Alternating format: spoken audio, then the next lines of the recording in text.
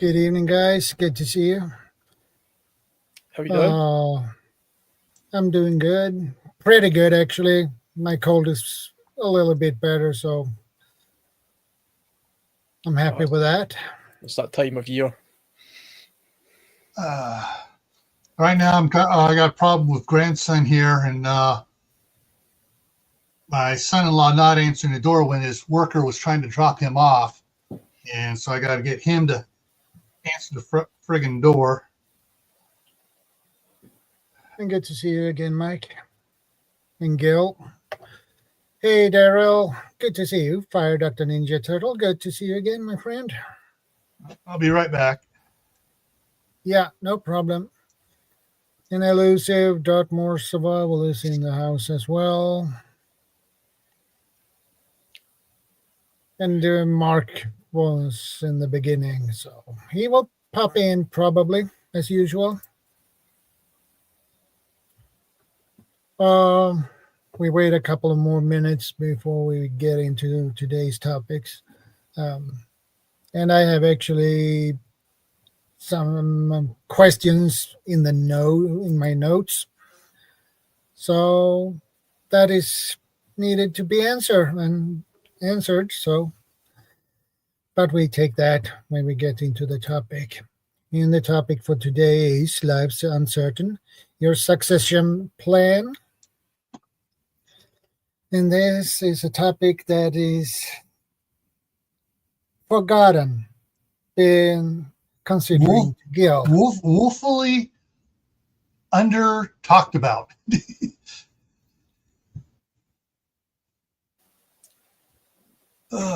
Pretty much never talked about, I think, really, from what I can see online anyway. Yeah. Well, I haven't seen anyone talk about it. I know that, let's see, about 2 years ago, Uncle Al died bullfrog, and I talked about it. And a couple of years before that, Southern Ohio Prepping and I talked about it. But yeah, it's something that, it's like, oh, I got life insurance. Yeah, well, who's your beneficiaries? What's going to go what? What about the house? If you own the house, what about the cars? What about your retirement plan? Yeah, there's a bunch of stuff. When the pills that China's working on to make us live till 300-year-old appear on Temu for like a fraction of the cost, we're all going to live forever anyway, so it's fine. Problem is, we'll be living forever, but we'll be hooked up machines in a nursing home because of the side effects. That's fine. As long as you can point a web camera at me and I can still get a stream going, that's fine.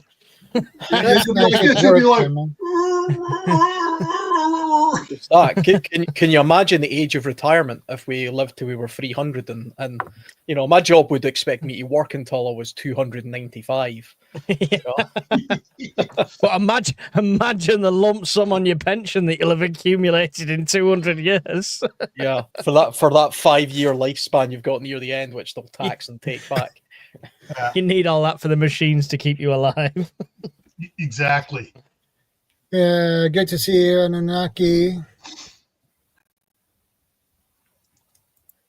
I put some notes with some certain questions. The questions you put in the mail, I put in the notes so I remember them because I don't want to change big tabs between the YouTube studio and my Gmail. So that's why I put them in the notes. And I have some other questions on top of that extra. So that will be interesting. Fire away. There's a picture. Anunnaki, I just got a cold, but I feel a little bit better.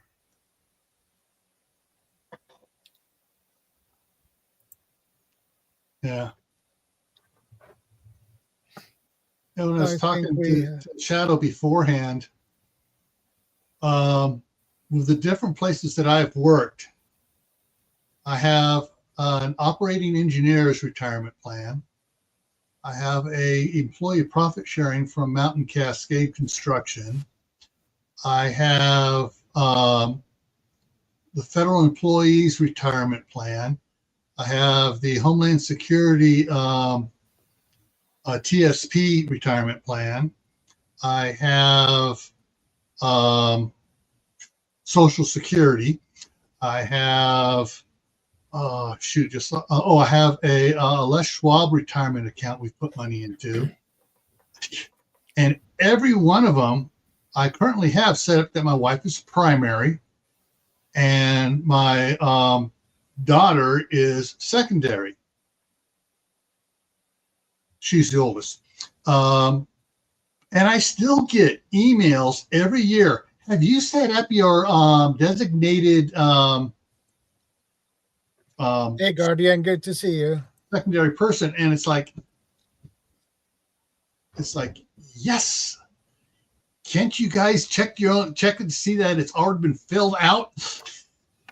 But at least they were reminding me. So this is why I bring this up, because I get reminders all the time. Have you done this? Have you done that? And it's like, yes. But most people don't think about it. I mean, for preppers, who gets your preps if you happen to get hit by a car and die? Good question. When that happens, is the missus going to sell them for the price we told her we got them for? And what if she's in the car with you and you get hit by a semi truck? Yeah. I mean, I'm all for looking after family and stuff like that, but I genuinely think the preps won't be passed on. So my target is to pass the knowledge on more than anything else. And one of the things that back in 1971, after the Sylmar earthquake in Southern California, my parents finally got on the stick and started getting stuff. And they had a year's worth of freeze-dried food from Sam Andy.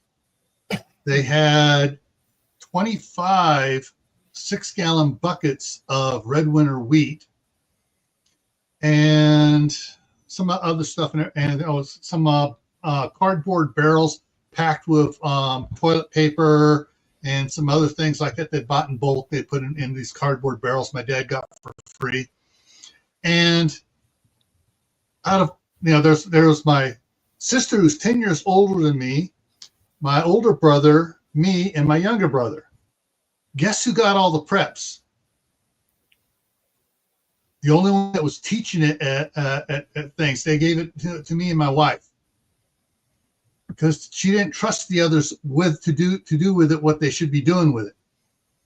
And occasionally we will still open some of those cans from 1971 of freeze-dried food, and it is perfect, still good. Absolutely fantastic. Guardian Prepper's in the house. Yeah, I'm gonna check if he wants to join us. So I get him the link anyways and see if he wants to pop up. He usually does. Yeah.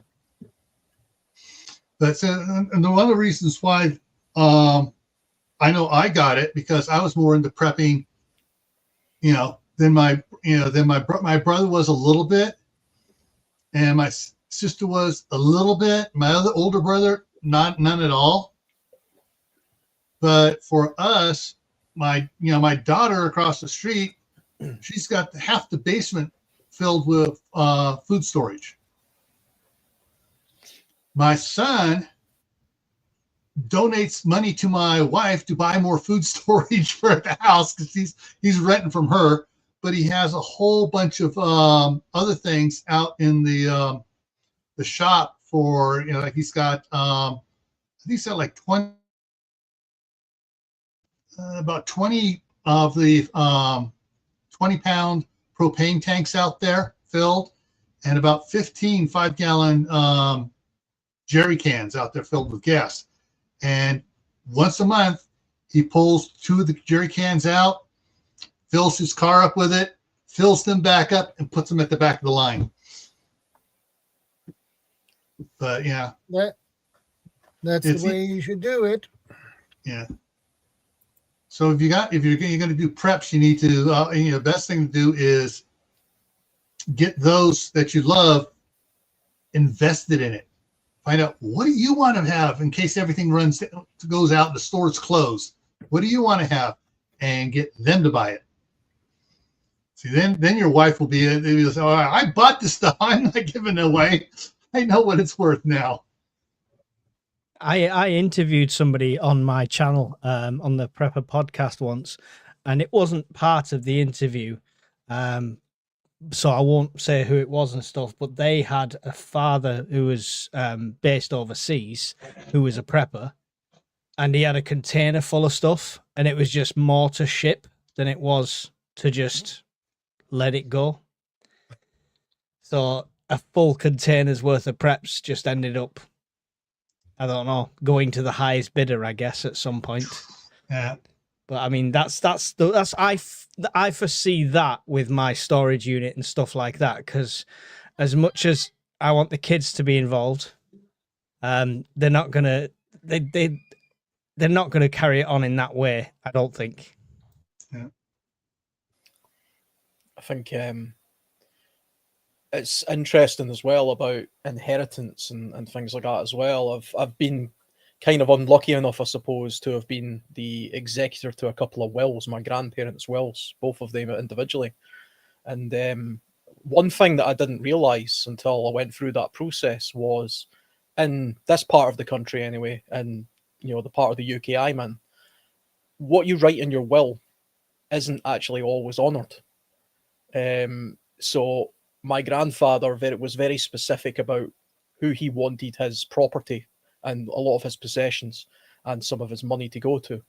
And he put it in a very specific thought out order based on, one or two of his kids didn't ever speak to him. They hadn't spoken to him in 30 years, etc. But he had a couple of grandkids he wanted to give money to and, things like that.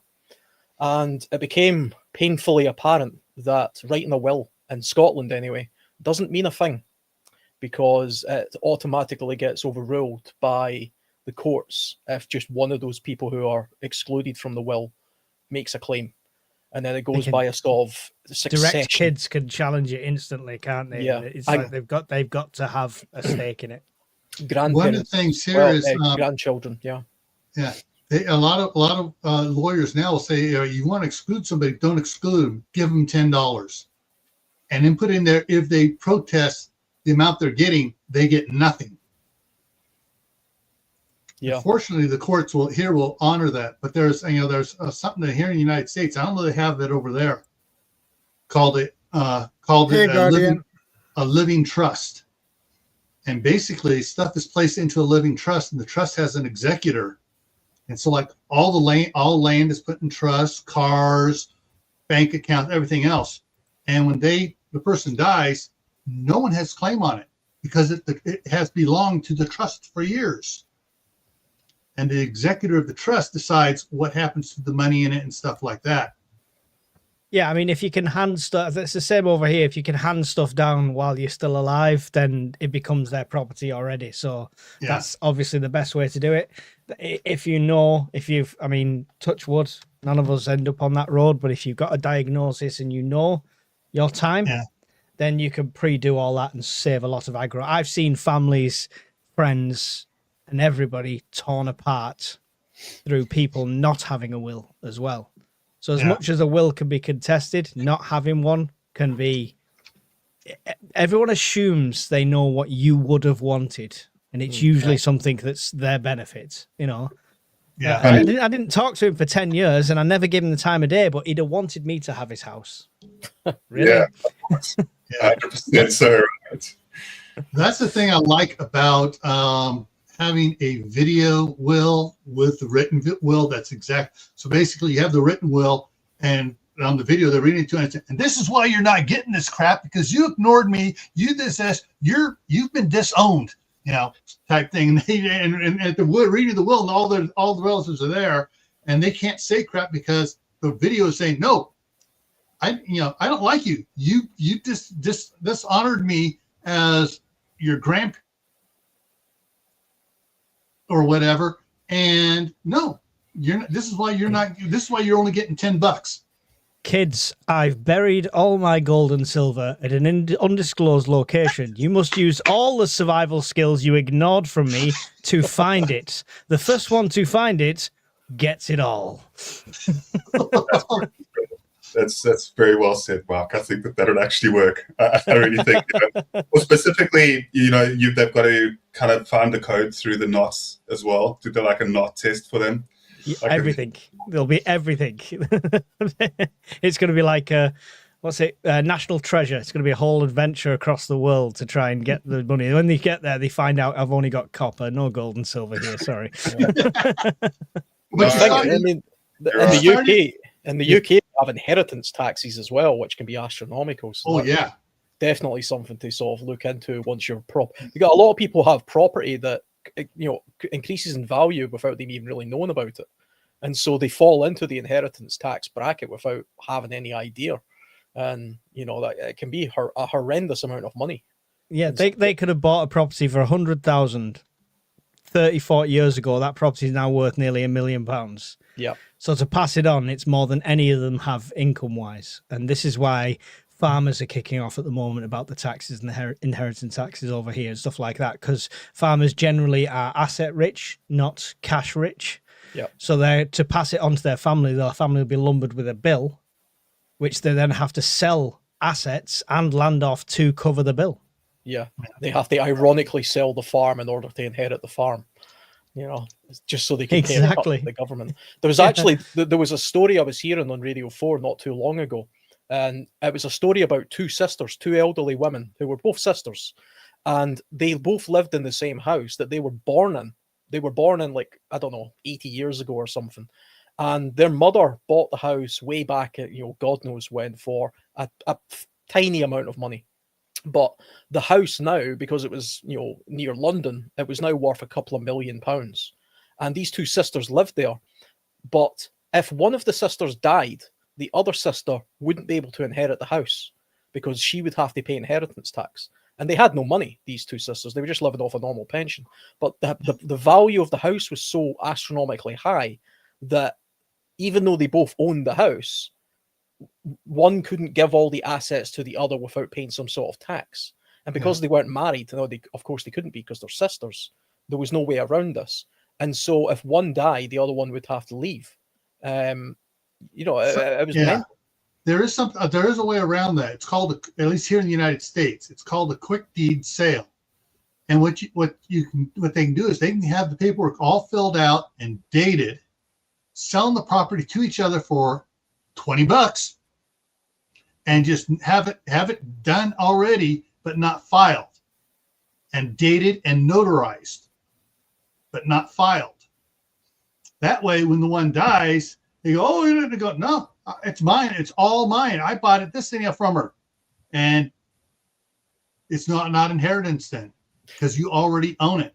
Yeah, I don't think you can lower the value of your property by selling it for lower than the market value in this country. Yeah, it doesn't matter though. The value may still be up, but they don't have to pay inheritance tax on it because they already own it. I think, definitely just listening to a couple of us talking here, it's definitely important to look into the local laws of your state or your country. Because like I say, I had no idea. I grew up believing if you wrote a will, that was it. Everything that was written in that will was absolute. We all see those TV shows. But I was shocked to find that in Scotland, which has got different legal systems from the rest of the UK, they're very strict about the fact that, no, the will doesn't matter. If somebody contests it, then it goes through this other protocol. And it's very, very heavily weighted against the wishes of the person who wrote the will, which I just found unbelievably stupid. But that is the way it is here. So you would have to at least get an understanding of that and work your way around it. And I suppose it's important for... The thing about some preppers is, especially some of the welfare preppers out there, you could have tens of thousands of pounds or dollars worth of equipment and gear or land, and to spend your entire lifetime building that up in the hope that you pass it down to your kids or somebody who's helped you out or something, for it to just be divvied up and ripped apart and taken partly by the state or given to some distant grandchild that you'd never met or something. is a terrible thing, I think. I mean, it's a real travesty. It's so really definitely- bad in this country when we can't afford to die. It's too Yeah. expensive. It's very Yeah. expensive to die in this country, yeah. That's rough. Yeah. Yeah, I One think of the it's also... things. Yeah, go ahead. Go ahead. No, after you, Gil. I can hold my thought, no problem. Okay. Fortunately, here in the United States, there's some really great laws around all this stuff. There are the trust laws, LLCs, and S corps. There is you can set all your land in a land trust, and someone can say, "Well, that was it." And you go, "Nope, that's been owned by a land trust for years. They've been paying rent on it to the land trust." So, like if we put our properties here in Idaho and into it, there'll be a land trust for the one across the street, a land trust for this one, and we pay $5 a month rent to the land trust because it is an investment corp. The land trust is listed as an investment corporation for the family's living trust, which covers all personal property. And you can have a trust controlling an LLC, controlling an S corp, controlling the land trust, the whatever, everything else, and it belongs to the trust, not the person. So the person dies, it's like, oh, they're renting, and there's no thing to trigger. Oh, we need to collect inheritance tax on it. No, because that was set up through a retirement investment corporation, which controls the land trust, or controls the LLC, which owns all the vehicles. And so it's one of those things. Is you got to go through all the paperwork ahead of time. But hey, going through the paperwork ahead of time is going to eliminate a lot of pain later on, especially for your spouse or your kids. Okay, you were going to say. No, you're right. It's a practical point, and I think that we should try and be more practical with everything, right? Logic needs to be your core value. So basically, when it comes down to the way that I've seen families kind of be torn apart, as soon as, a relative dies, or there's sort of inheritance, or there's, money that's going to be handed down, or property or something, the way that I've seen people that would claim to love each other, like relatives and stuff, be like savage. And it's how many different times that I've seen an exact repetition of this. So it's just like the way that, I don't know, throughout my life as well, like the pursuit of actual material wealth when it comes to money and that as well, I've seen like disgusting things. Like I hate greed, and I'm being serious when I say that it's like a common thing. So your succession plan on this topic, life is absolutely uncertain. Like I don't know how I survived till 40. Like it blows my mind. But like realistically, when it comes down to like where we're heading and to hand down things, like it's more about like improving the property that you have for your little ones. We can't even always say over here that that there's going to be any sort of hand down of property, because, and I don't want to get into like the property rights thing for South Africa. It's a whole mess in many ways. Those who know, but basically what I'll say about it is that it's just trying to hand down knowledge. As Mike was saying, it's the best thing you can do. Like it is absolutely the best thing that you can do to like encourage people beyond yourself. And when we are prepping, a lot of the things that we do prep, if they are to stand the test of time, like very rugged, durable, long-lasting items, then we are able to hand those down. And it's just something that I haven't actually said on live stream, and usually I keep things a bit personal. But my son is being born in 1 week from now, and it's actually like it's an incredible congratulations. Thank you, Mike. I really appreciate it. Yeah, like I'm on top of the moon. Like I'm so happy. I'm like really like I can't wait. So yeah, it's just like a week from now. And basically an opportunity as well. It extends another opportunity. Already I've been trying to teach my little ones already that I have. But for this time being, I can definitely pass that knowledge on and pass a lot of those preps on. And I think that it's really important to have those plans, like such as a will in place, because if you don't, then it really is like terrible seeing people, like at each other's throats about material stuff. Yeah. And as I mentioned in the beginning, I have some questions that Gil wrote for me. Can I add to Guardians before you do the questions? Yeah. Can I just add to his point very quickly? Sorry, before we change the topic, just because he mentioned like the whole he hates people being selfish and stuff, and I've seen that with people with where siblings like jump on and take people's stuff. That works on the other foot as well.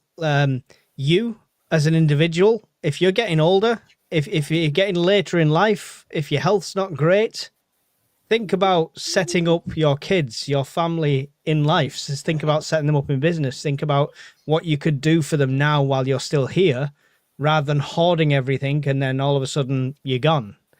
You know, so try to like not have that selfish mentality of it's all mine. You kids have to fend for yourself. If you're like, you know, in your late 80s and your health's not great, then maybe start thinking about distributing stuff while you're still in here, while you've still got a chance to see them enjoy it as well. So I just wanted to add that to it as well. Yeah. I have, it's with Gil's questions. I have, and with my questions, that is totally 10 questions. So we go to Gil's questions later because I put my questions on the top. So the first question is, who will make decisions if you can't? The next in charge. Somebody needs to make the decisions if you can't. Okay. So who? So, I mean, are we talking about SHTF? Are we talking about just if something happens to us as individuals in peace times? As individuals in peace times. Yeah, I mean, it would pass on to my partner. She would make decisions as it were, so kind of thing, if I wasn't able to. Mainly she'd be saying, please turn the life support off, we need the check. But other than that, generally it would kind of pass down that natural pecking order that a family has. I think a lot of families already have that kind of natural leaders within them. So that's what I would add for that.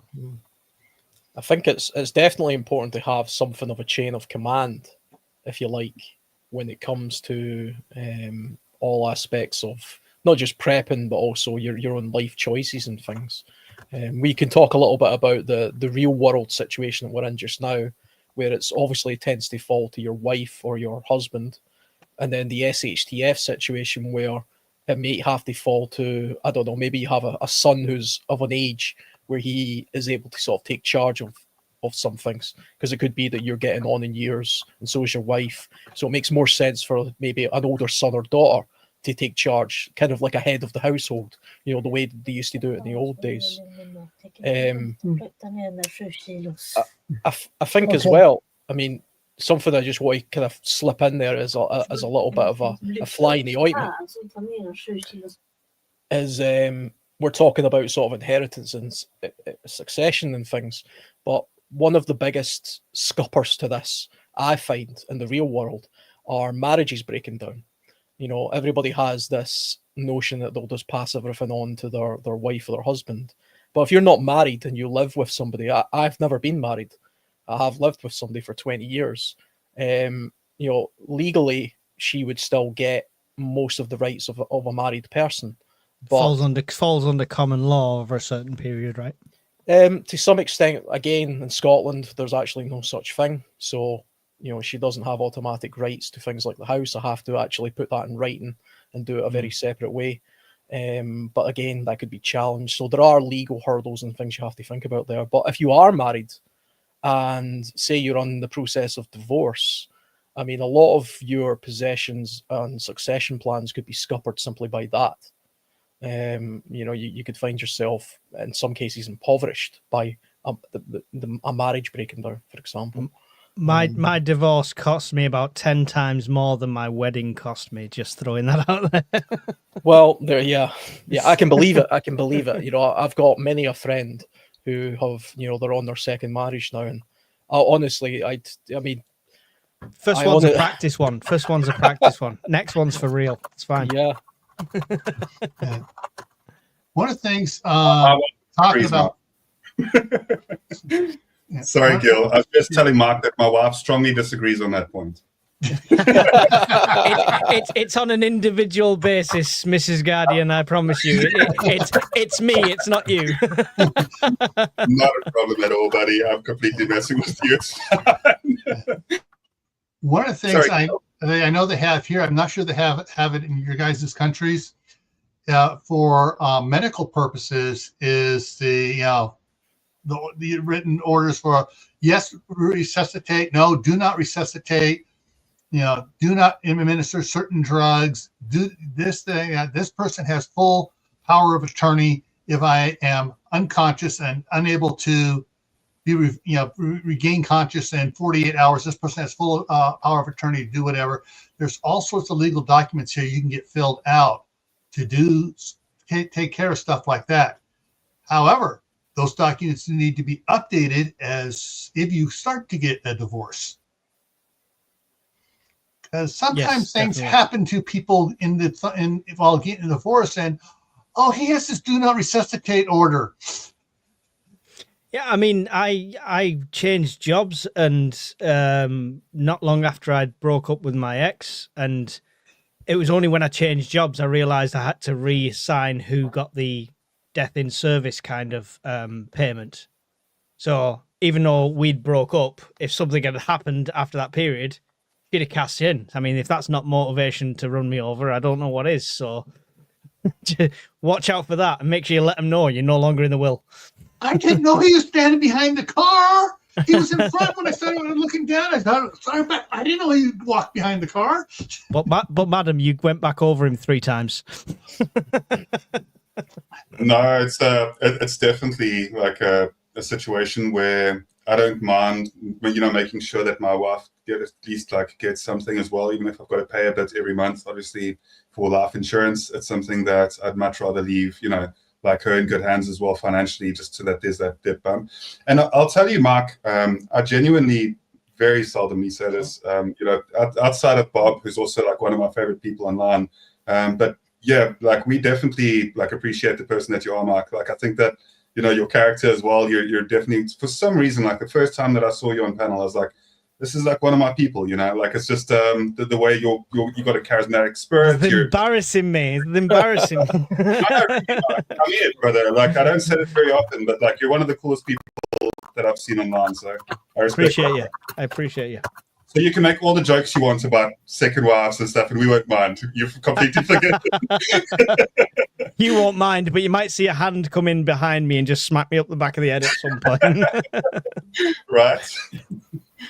Oh man, it's good. Yeah, there's a lot to be said when it comes to like just the long-term plan of what a person, and not just yourself, but also advocating for preparedness as well within your community. And getting people more involved in gardening, getting people to take, more responsibility when it comes to just looking at local emergencies. And there's a couple of ways to just get those conversations started, because your succession plan shouldn't only be for yourself or your family, but also like, your community is something that is rather important. The more that you gear your community towards understanding how to be resilient in the toughest of times, like the more that you have the capability to also know that you can rest peacefully, knowing that the community around you, because in SHTF, for the most part, when there are communities, like in certain countries, they actually, they advocate for preparedness. They actually give out brochures and booklets. I think that they do in Sweden and Switzerland. Correct me if I'm wrong, Shadow. In Sweden, do you guys also get the brochures to prep from your government? Yeah. You see how good that is? More countries need to do that. Look at that. That's brilliant. I love that. Like, I don't know what it means, but I love it. Like, it's fantastic. I can't read that language. I did a review on the Swedish one on my channel because they produced it in English as well. So I did a review on the book. It's really good, and it keeps it almost slightly lighthearted as well. So it's not fear. People have got this impression that if we tell everyone to prepare, it's going to be a mass panic buy, blah blah blah. But there's just ways and means of doing it. I just think, I don't know, they don't want to lose that level of control here in the UK. Yeah, if we're all prepared, we're all less reliant on the just-in-time system. Good point. Yeah, I agree. It's very true. And the second question is, how can you protect your assets from probate court? Probably Yeah. the best and easiest. Somebody thing to protect needs to explain that to me. I don't know what the probate court is. Okay, so probate court is basically when a person dies and there's no will, the probate court takes over and decides who gets what. The first ones get paid is the federal government. Second one gets paid is the state. Third one gets paid is the city and counties, and then whatever's left over goes to whoever they deemed is eligible to inherit. And I assume after that fact, they'll just follow direct bloodlines to the most related. It starts with wife, children, grandchildren. If there are no children or grandchildren and a parent is surviving, it'll go back up to the parent. I'm just going to leave everything to the Cats Protection League, and they can all fight over nothing. But like I said before, wills, trusts, family trusts, and S corps, which are basically aimed for private corporation, for personal family corporations to protect them.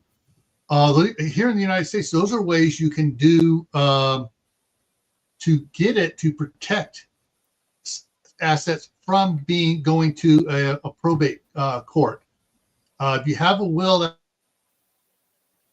that limits a probate court, if it's a will, probate court, all right, will's there, it has it. However, you still need to pay your taxes first. But that's one of the things I like about the trusts and stuff. You can put, all right, we got, like I said, we got 2 properties here in Idaho, 1 property in California. We're working on putting everything into individual trusts.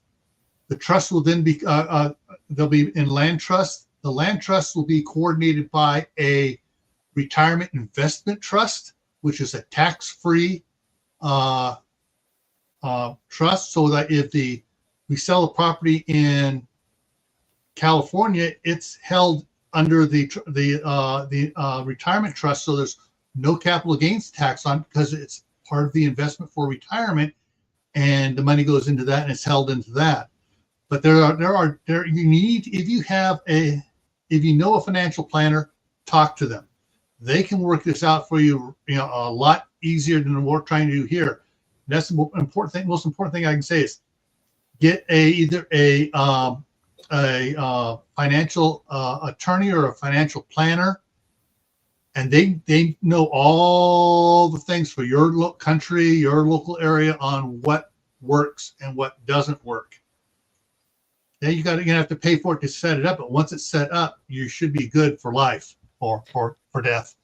Many workplaces over here offer the services free. And with my work, they come around every 4 or 5 months, free will writing service, etc., financial advice. And I see so many young people just brush it off, because at that age, you're going to live forever, right? Take advantage of these things if they're free, guys. Mm-hmm. I think another thing that's probably quite important to remember, it's something that we should prep for, is it's all very well and good to have things like, okay, I've got life insurance, I've got this pension plan here, I've got this pension plan over here. One thing I realized when my grandparents died was this stuff was scattered all over the place, and it was very hard to find any of this information. You could have a life insurance plan, but when you die, they don't know you've died. Or you could have an old pension from a job that you've had 10 years ago, and it's just sitting there gathering dust, or an old bank account that has cash in it, or stocks and shares that are just sitting there redundantly doing nothing because they don't know you're dead. And your relatives or whoever you want to pass this stuff on to don't know where it is or that you even have it. So, I mean, one thing I tend to do is I've got a spreadsheet on my computer, which isn't password protected, so it's really just a document to kind of keep track of what's coming in and what's going out. But along with that, I've got things like, I pay £30, a month for life insurance, for example. But next to it in the box on the spreadsheet, it has the policy and the company. So, if I suddenly died while I was sat here right now, my partner could at least look at that document and say, okay, he has a life insurance policy and it's with this company and this is the policy number. So that takes away a lot of the heartache and the expense of getting a lawyer to track all this stuff down. Because that would be the most common way I imagine it gets done, is you go to a lawyer and then they use means to digitally find out where all your pensions and life insurances are. But they'll do this at a great cost. You know, if that happens, Alan, I'm keeping the advert revenue from the viral clip that I'll get from it, just so you're aware. I just want to be completely transparent with you. You're a good friend. I'm going to definitely monetize that if you do. If I suddenly just do this, keep going, just keep streaming. You know, do not end the stream. I give you full permission to carry on. Like I said, my wife and I have matching thumb drives, and we have, password protected documents in there showing where everything is, what is the username and password to all these accounts, so they can act on it. Yep. So, and then the thumb drive itself is password protected as well. And I've got a couple of thumb drives.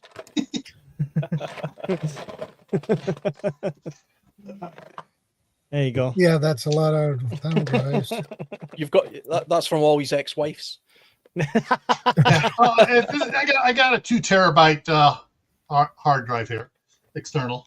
Actually, I got several of these as well. Mine's bigger than yours, Gil. All right, I'm not going to pick up the one off the other computer over here, but it is a 20 terabyte external hard drive for my other laptop over here. But to be honest, these are the survival drives that I sold on my shop, and I've got 96 of them to write now. Nearly at 100. Yeah, I mean, I think it's a good idea to consolidate a lot of your things into one place so a partner can use it. But it goes without saying that that's an important document. Then you have to keep that very safe, because somebody breaks into your house and they steal your thumb drive, or they get onto your computer and they see that document, then they can give you all no manner of hell, with all your passwords and things. So for that very reason, my missus knows all the logins for my phone, because it's a password archive, it's everything like that. It's got the bank logins, so if anything happened, she could get in and transfer all the money out or whatever, or still have access to things. We're not them people that don't let each other touch the phones. She knows my password, I know hers, so that's another touch point, as well as like USB drives and computer and stuff, that she can get into if anything happens to me. It also demonstrates, I know we're going to go through a lot more questions. I know Shadow's going to go through some questions with us, and we're kind of we're mostly focusing on the real world scenarios just now, but eventually when we talk about the SHTF side of things as well, this really demonstrates why the lone wolf mentality is doomed to failure when it comes to any kind of succession plan. And that will always fail, unless you're genuinely a person living by yourself and you have nobody that you particularly care about. It's impossible and particularly dangerous to go with the notion that I'm a lone wolf. The idea that, okay, I'm the prepper or I'm the survivalist. I have all the information. I know where all the caches are. I know how all the equipment works. I know where everything is, and I will, protect my family. But then I'm the first one that gets, eaten by the zombie. You've really just purposely put your entire family at great peril, because you've given them the false sense of security that you're going to be the person that's there at the forefront of everything, providing all of the support necessary, and they've let their guard down. Because you've put yourself in that position, and then you've went and selfishly been eaten by a zombie or whatever, and I mean, that's what's happened. This came into my preps recently, because I'm writing instructions on things. So when you open a box, a container, there'll be a sheet in the top, and it'll say what's in there, what to do with it, etc. Not so much for zombies eating me, because I'll definitely be the hero of that story. I'm going to be Rick Grimes grinning up, sort of thing. But there's a 15-year age gap between me and Mrs. Urban Prepper. Yeah? There you go. Gil's already just chowing down. There's a 15-year age gap between me and Mrs. Urban Prepper. And where that doesn't feel like much right now, if it's SHTF, the care for me in my 50s, 60s, and 70s is not going to be available. People's life expectancy is going to drop dramatically. So there's chances I'm going to be struck down with some very treatable disease because there's no way to treat it, and die of old age at 49. Touch wood. And she's left alone. So it's coming to my preps in that way. And some people do it like I've done, where you've got separate sheets. Some people have done it where you get like a prepping book, so you've got a book with everything so they can turn to the page and thing. I would argue the best way to do it is get them involved more. Like, so she'd never been out camping in her life before she got with me. Now she has, and she's done it without electrics, no mod cons, anything like that. So it's a good way to learn. I want to hang on to that real quick. Go for it, Gil. I'll jump in. My mom was born in 1922. My dad was born in 1930. So she was 8 years older than him. However, my dad, born in 1830, the beginning, first year of the Great Depression over here, when he was 8 years old, he was running the family gas station and smoking. And you mean 1930, not 1830, because... Sorry, 1930, yeah, sorry. You just made yourself an extra 100 years older there, Gil. Yeah. All right, anyway, so my dad in the 1930s, during the Depression, was running the family gas station, started smoking at 8, and he passed away at 58.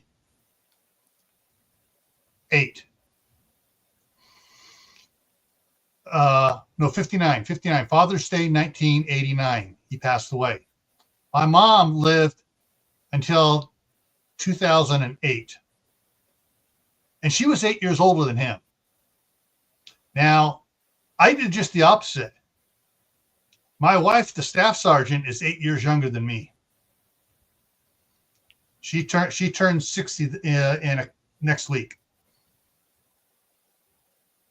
So so that's my concern. Is like, okay, I've outlived my grandfather and my father. My grandfather died because he got ran over by a horse and cart, but that's different. that was an accident. Still, things happen. So yeah, preparing, for my wife, I'm trying to make sure that like everything here in Idaho is done in the next couple of years, where she doesn't have to do hardly any work to get the garden going. I got the orchard going, got everything going, so its property is self-sustaining for her when she retires from her work. And, yeah, that's smart. Yep, specifically with regards to the orchard. Love it, Gil.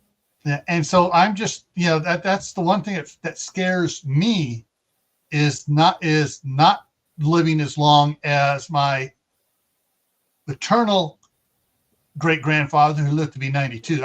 If I live to be 92, my wife's going to live to be close to that age too. We'll have everything taken care of. But it's leaving my spouse hanging is what bothers me the most, and that's why I like this topic is so important to me. Is to try to get everyone else thinking about that. Is your spouse going to be taken care of? And when all of a sudden you disappear. Yeah, it's obviously one of the more important things, and I'll just give you a little bit of information just quickly, and I'll turn my cam on. I apologize to everybody in chat and the panel. Like I'll turn my cam on in the next 5 minutes. There's just a lot going on here right now. So basically, if I can just cut to 2 points. The first point being that I'm also 10 years senior to my wife, and we've been together for 14 years now. And it's where like it's actually it works out perfectly just regarding the maturity level. It actually does work out for the better because usually women are more mature than men in a lot of ways. So it actually does. It's just been amazing. Like it's just been like the best dynamic for myself personally. To each their own. I completely get that. And then obviously with regards to your health, Mark, you're mentioning that your health as you're getting into your older years and that as well. And also the element of, after SHTF that the life expectancy could drop. I'll actually argue and say that because of the lack of certain things that we get from the just-in-time delivery service. Let me see. So if I can I'll be on cam just for a moment here quickly. Well, now you guys know what I look like. So basically, the point that I'm making with it as well is that as we have more organic foods that are available to us in an SHTF, and as we're going for more natural ways, there's a vast amount of improvement that can happen to a person's health. Of course, the common cold could take you out. I realize that too. Mhm. And because of that, life expectancy does go down to a degree. But I'll very much argue the fact that with all of these companies and industrial, for example, right here close to us, we've got a manganese operation where they're just pumping manganese consistently on the back of these open bed trucks, and basically it spreads all the manganese over everywhere. And if you take a look in the last decade, all the rooftops, like there's a black soot that's like over everything, that's like darkened everything around us. There will be a major lack of that in an SHTF for longer term. You know what I mean? So there are certain things where we do argue and we do believe that like life expectancy will drop because of even like dental is a whole different topic. But the point that I'm making quickly to sum it up, I'll definitely say that we could potentially live a lot longer. I also think that it's amazing, Dr. Ninja Turtle, that you've decided to become a prepper. Like as of, I don't know how long you've been prepping, but the fact that you've actually taken to prepping more, absolutely salute and much respect for that. Go ahead. I apologize. No, I wasn't. I was just going to come talk to you about that with the life expectancy. I fully are behind you there. Natural organic foods, if it's grown or if you can kill it, eat it, that's fine, that's safe. Everything that comes pre-packaged is probably killing us slowly anyway. I think it's more the side of the life expectancy in general is going to go down in an SHT, a Teotihuacan situation, not just like a basic SHTF situation, because of people's lack of knowledge, sanitation, diseases that we have regular treatments for now at doctors and stuff like that. You think of people that rely on medication on a if I develop diabetes in my 60s and there's no such thing, there's no one producing insulin, it's that's the kind of thing I was talking about. I agree with you on the eating and health front 100%. I think as a mean average, life expectancy would certainly go down in an SHTF situation just because collectively more people in the short term would certainly fall foul of various problems associated with that. I think I don't want to put words in your mouth, Guardian, but I mean, things like diabetes, for example, in the long term, in an SHTF situation, if we were to go to something of a reset, we probably wouldn't be worried about things like diabetes because it probably wouldn't exist to the extent that it does nowadays because, we wouldn't have heart disease and cancers and diabetes because we get all those things basically from our diets nowadays. Hang on, unless you're one of those preppers that has got 20 years worth of freeze-dried crap, you are still going to die of diabetes, all right? Yeah. I'm just throwing that out there. That's a good point. Be careful what you prep, guys. Don't prep too much sweet stuff, okay? Yeah. I mean, life expectancy is actually quite an interesting thing because I take an interest in, wilderness survival is my area of interest. And a lot of the information that I get, a lot of the research I do into studying wilderness survival comes from what people did in the past. Now, that could just be in the past, say, sort of 100 years or so, but it also goes all the way back to deep past, sort of Stone Age, Iron Age, Mesolithic, that kind of stuff. And people like to say, well, back in the 17th century or whatever, the average lifespan of a person was only 35 years old, 40 years old. That's actually a bit of a misnomer because although, yes, that is true, the average lifespan of a person a couple of hundred years ago was 35, but that's a mean average. That's because there was high infant mortality. A lot of people died in childbirth and a lot of children died before the age of 1 year old. So as you take that as an average, it then lowers the overall lifespan to a figure of, say, 35. But the truth is, people, even in the Stone Age, people lived till they were 80 years old. Yeah. That was a very common thing. As long as you didn't get eaten by a tiger or something, if you were past the age of 30, you're probably going to live till you're in your 70s or 80s, even in the Stone Age. The life expectancy of people, as from a mortality point of view, hasn't really changed that much. What has increased, what's changed in the past couple of hundred years is people are far more likely now to not die in childbirth. So that has vastly extended the overall lifespan. And while we have got innovations for things like certain diseases, breaking my leg or antibiotics are now likely to save me, whereas back in the day, pre-antibiotics, something simple like a cut could become infected and I die. But On the other hand, what has also changed is we have a terrible food diet, we have high pollution, we have pharmaceuticals being pumped into our bodies that we don't actually need. And all of those things cause other comorbidities that weren't otherwise there. So we're dying of other things now. Inuit people and Aboriginal people across the world don't tend to die of heart disease. They don't tend to die of very many cancers. They don't tend to die of these Western phenomenons, which are brought on by our lifestyles. But that's counterbalanced by innovations in medical science like antibiotics and things like that. So it's a bit of a happy medium in that sense. Once we get over that initial hurdle of the panicked masses, culling themselves with toilet antics and things like that, I think generally, I think generally, if people are in communities and prepared and self-sufficient and stuff like that, I think stress levels are going to be down. I think everyone's going to be a bit happier. We're not, glued to the idiot box 24/7. We're not waiting for them to half release a season of Stranger Things, so you're raging because you've only watched 4 bloody episodes and stuff like that. All these stresses of modern life will disappear. The stress will be how much wildlife is still out there. How's this crop gonna yield this year? That's what the stresses will be. I mean, a lot of the problems with modern society is we live in a sanitary lifestyle, a stationary lifestyle. I mean, just doing what we're doing right now, sitting here. I spend a lot of my time at work in a seated position. I do a little bit of physical stuff, but a lot of it is just sitting down. And then I come home and I sit down again. Or I go into these warm environments and I sit down and I stare at a screen. Whereas just 70, 80 years ago, people were far more proactive. They were exercising. They had to walk to work. They were working physically in a field. They were doing something manual, and there was a level of exercise going on there. There wasn't. If you take a look at videos of people on beaches back in the 50s and 60s, there's not a lot of obese people walking around. Take a look at any video of people on beaches nowadays, and it's spot the healthy looking person. Most people are morbidly obese and not particularly looking overly good, because we have these stationary lifestyles, Do you have a garden? Do you have a garden by chance, World Survivalist? I do, but it's not very big. I mean, it's okay size, but it's not large enough to be able to do it. It's not the size, it's what you do with it, Alan. Well, it's I would put it this way: the garden is not large enough to be able to that I could grow any kind of sustainable seasonal crops that would feed me and my family with. I could grow some things there, but it wouldn't be enough. I would always be dependent on the supermarket. Can I ask if the garden is the space of the room that you're sitting in right now, at least?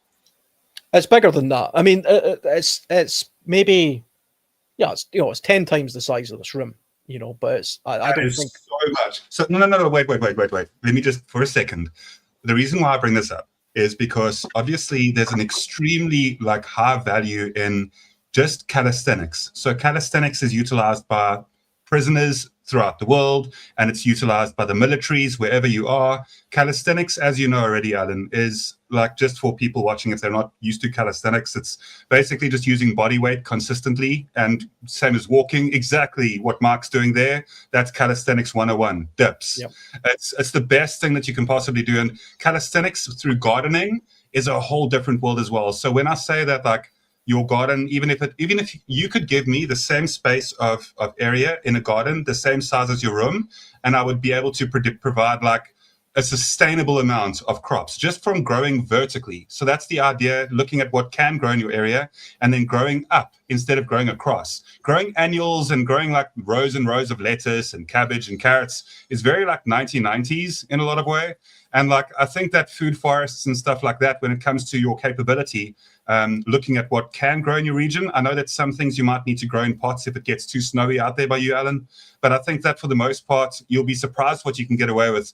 And then all of that exercise and workout that you're doing to establish your garden, I don't even need to work out if as long as I did about 2-3 hours of gardening that day. I promise you that there's so much value in just setting up your garden. And if you haven't got it a food forest already, what an amazing opportunity to turn what you have already into something that's sustainable for yourself and for your family, while getting closer to nature, while advancing your capability to be more self-reliant as well. So just my thoughts.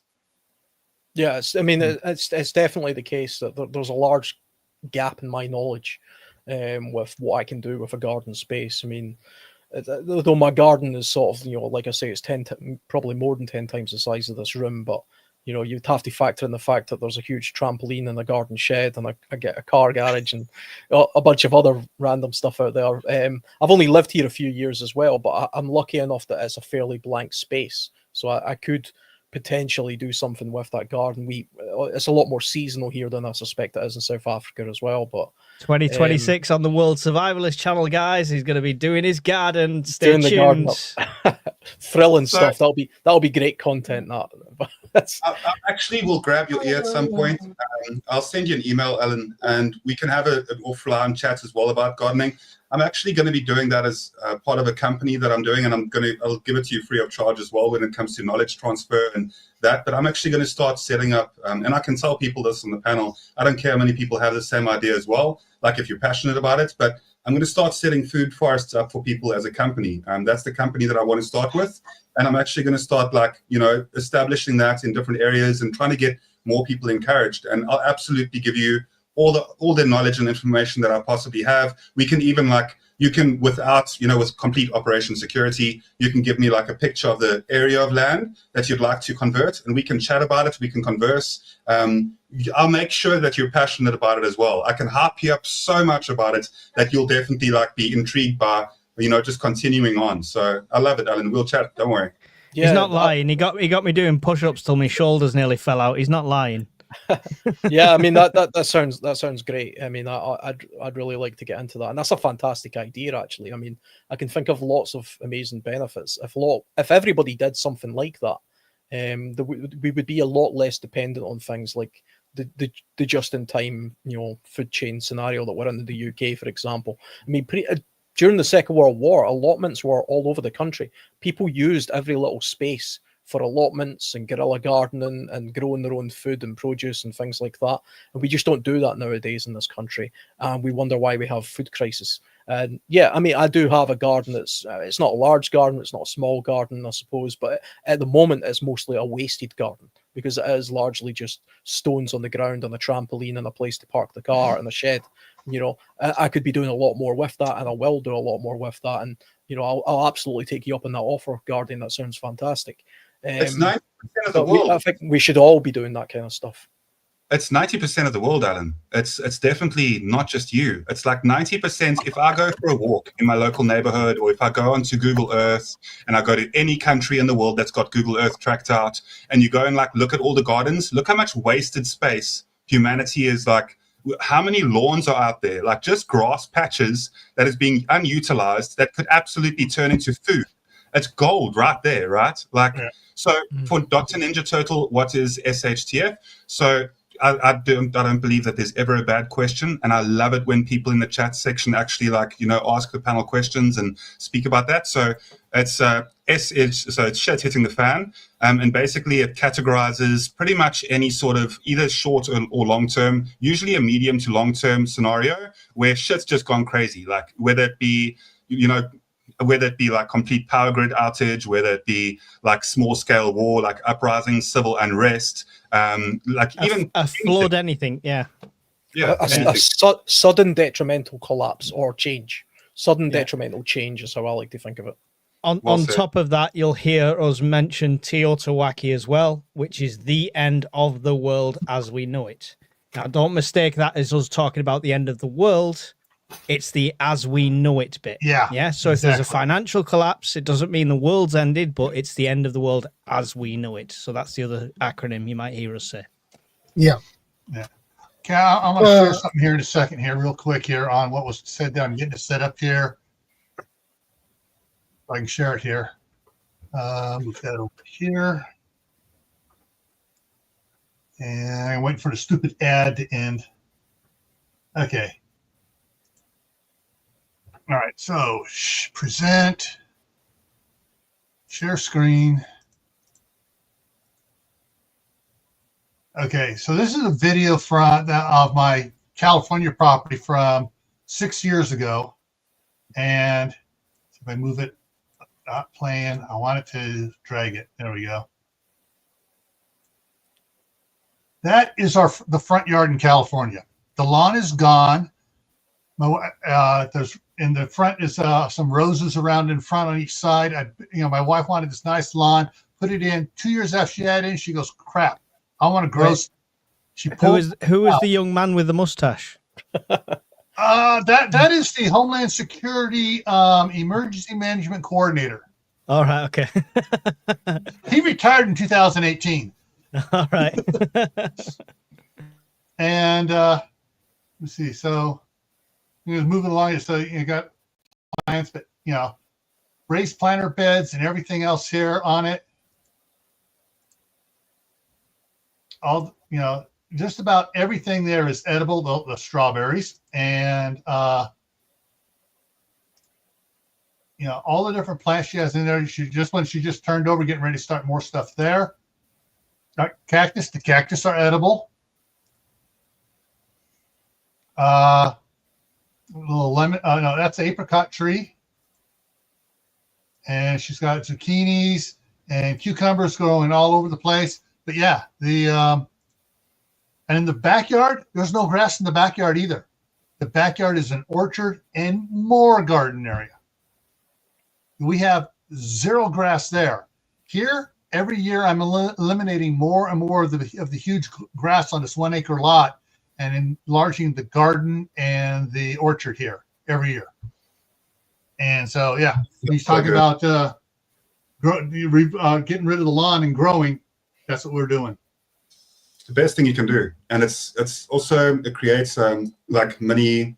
So for the most part as well, you can create mini ecosystems in your area, like on your property, and that's what Gil's basically been doing there as well. And obviously, what that does is it starts really attracting all the beneficial insects as well and pollinators, and you'll be surprised how things just start balancing out.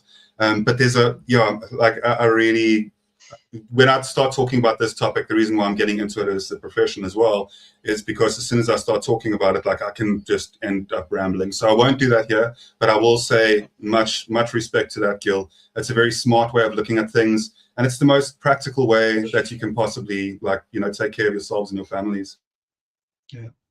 Yeah, and the next question is, what happens to your children, pets, special items when you're gone?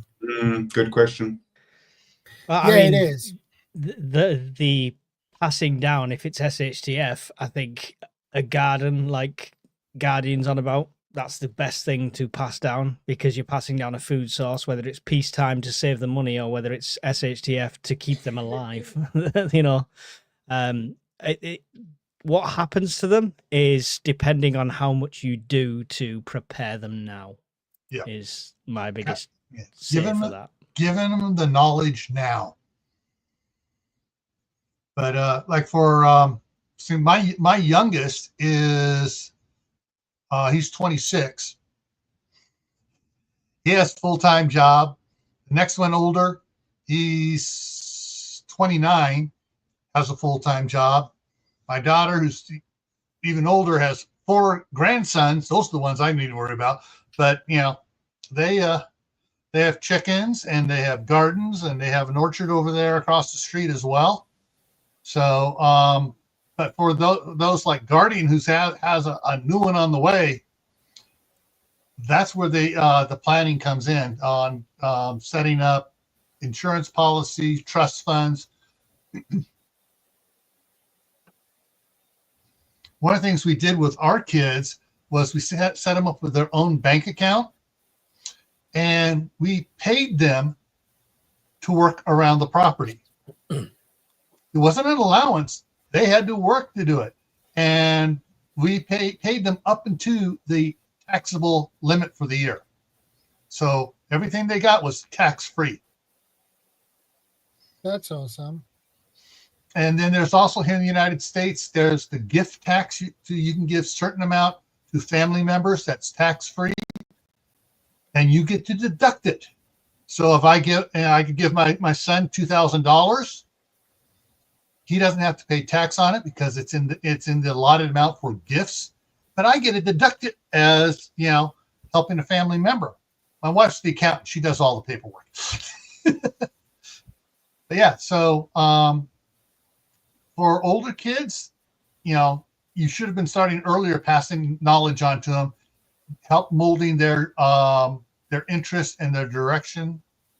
And for younger ones, start now. Start, making prepping fun for them.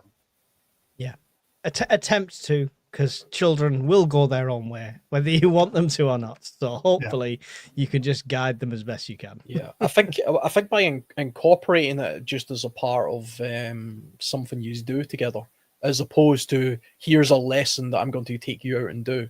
My son will be 9 years old next week, and when I take him camping, it's a very relaxed atmosphere. We go into the woods and we'll do survival type skills. But I very purposely don't take him out and say, look, you're not going to get to play your PlayStation today because we're going out and we're going to learn how to build a fire. Because by doing that, I'm giving him the impression it's a task. It's something he has to do. And I'm going out there and I'm educating him, all this kind of nonsense. And eventually he'll resent that and he'll want to do it less and less. So at the moment, the way I've got it is, I'm going to go and do this thing. Do you want to come along? And he's all enthusiastic, and of course he wants to come along and be part of it. And we just do things there, and I show him how to do something, he'll do it, and I'm educating him, but he doesn't really realize it. He just thinks he's part of it. He's just in it. He's just doing it. It's just a thing that we do every now and again, and hopefully eventually he'll get to a point where he's a little bit older and he realizes I suddenly have these skills, because I've been doing them for so long and I never even really knew I had them. And then you can focus your attention to the more specific skill sets, if that's what they're interested in doing, because of course, kids will do their own thing. If I grew up in a sort of very rural-y type backdrop, I come from a sort of fishing and hunting type, in the Scottish Highlands and all that kind of stuff. But I never ever seen that as something I was being forced to learn to do. For me, it was just a part of a lifestyle. It was just a lifestyle of going out and doing these things. And I accrued the knowledge as I went along. And it just suddenly became part of who I was, by accident almost, And that is the best way of doing it. I mean, survivalism for me is always about installing not just a skill set, but just an absolute mindset, a mindset of survival, a mindset of being able to go from one day to the next, no matter what, adversaries in your way. You don't need to have stuff. There's less of a dependence on stuff. It's about, this is where I'm at. This is what I need. How do I get to that point? Next, use this kind of mindset. It's the survivability mindset, as opposed to the how much stuff can I hoard and use, because ultimately that in itself becomes a bit of a problem. That becomes that's something that's weighing you down. The stuff that you own ends up owning you and all that kind of stuff. Stuff is great though. It's good to have stuff and learn how to use it, because why wouldn't you? But it's not the priority when it's not the priority, and it should never be the beginning. The beginning should always be you have nothing. This is what you do with nothing. You know? On that front, my childhood kind of pushed me into a resilience mindset automatically, because I did regular camping holidays with family, but we were part of the American Civil War Society. So we were camping from like the age of 10, 11, 12, 13. I was camping 1860s style, under canvas, with grass, straw bed, if you were lucky. And it built up like kind of a resilience, because I know people like the long-standing joke on my channel is leaky tents and stuff like that. But it's why I could sleep under any just piece of tarp, and why I'm resilient like that, and I can set a fire in most weather conditions. And I didn't realize nobody ever sat me down and said, this is the skill you're going to learn. Yeah. It was just one of those things that was like, if you want breakfast in the morning, you have to start a fire, weather be damned. Yeah. What you talked about doing those, camping with the kids and the reenactments and stuff. My dad was a real American cowboy. He was top 10 rodeo for 10 years for all around cowboy. Nice. We learned to sleep out on a wool blanket and a saddle. That's the way to do it. I mean, it would be, we went out to Death Valley. Death Valley's hot in the daytime. It's freezing at night. And we, all right, put the horses over here, saddles up, come your pillow, We'll blanket out there, and you sleep on the ground. It's the way to do it. It's the way to do it. Me and Alan are going out next week, and we're going to be on uninhabited miniature island and abandoned castle in the middle of December in Scotland camping. So, it's what you do. Watch out for the ghosts. It's a genuinely haunted castle, apparently, so it should be. It even has a real dungeon. Not a very big one, but there's a dungeon there. It'll be we're going to see if Brian, the Scottish prepper, fits down it. We'll let you know. But I mean, even something like that, for me, I'm taking that as an opportunity to it's a dry run as a bug out for me taking pretty much most of my equipment with me to a place to meet up with like-minded people to kind of see how that would go. So to me, it's like a dry run of doing that. It'll be a bit of a laugh and make some content along the way, but it has a utility as well. And it's good to get your family to do those kind of things on regular camping trips. I like to have family camping trips a couple of times a year, not just in the summertime, because things can happen in the wintertime as well as the summertime. So those are the kind of incorporating things into your lifestyle way that I like to approach things. And a little bit as well, getting back to the original question, something that we've not really covered. I mean, it's all well and good to say if something happens to me personally, it then simply falls down to my partner or whatever. But should something happen to you and your partner, something that people in the past did spend a lot more time talking about was the idea of a guardian or a godparent. So that could be something like, if I'm in a car and it runs off the road and both me and my partner die, we've got kids and pets. Who takes them on? I would like to think that we had thought beforehand that we have, a sister or something that has a family where the kids and the pets would integrate into their family. They're like a god family or whatever. Usually this kind of falls to grandparents and stuff, but as time gets on, sometimes the grandparents, they're too old for that. So you start looking towards siblings and their families. It's a complex. I mean, to be honest, it isn't something I've massively thought through myself, to be honest. Only in a very rudimentary sort of way. But it's something worth giving thought to. And what happens to if both of you, get eaten by the zombies? What happens to your kids and your pets then? So that actually leads to a really important point too. So I'll address two things real quick. So your succession plan and making sure that the people that are around you in your close, community circle or social circle, that they have the capability to also, have the same skill sets as you. So training them like gradually and just giving them examples of what you're doing. Where World Survivalist was busy saying that, to give the opportunity for his son to join in on an adventure rather is much more intriguing than to say, hey, you must come with me. And, and if he doesn't want to come with this time, then you say, that's fine. Then next time you invite him again and, it ends up that he's like, wow, this was so much fun. Like, I don't know why I stayed at home. I actually regret staying at home because of the, and just allowing it to be like a natural fun outing as well. And doing like a medium level that's not too intensive either for the young ones. I think that's important. Just having that capability is really good. And I don't know, it's something where if you do have the capability to share your skill sets around the people that are close to you, and at least have them be able to understand what preps you really have, even if it's like something like a Sawyer mini water filter, explaining how that works and like why to use it and why to keep a filter clean as well. There's a lot of filters out there that need cleaning. So just the basics and understanding how to use things like that, and just a lot of like simple bushcrafting, a lot of capability when it comes to like some of your simple knots. Passing that knowledge on around you within the group is obviously something that's so important. Yeah, and the fourth question is really important, actually. What documents do you need right now?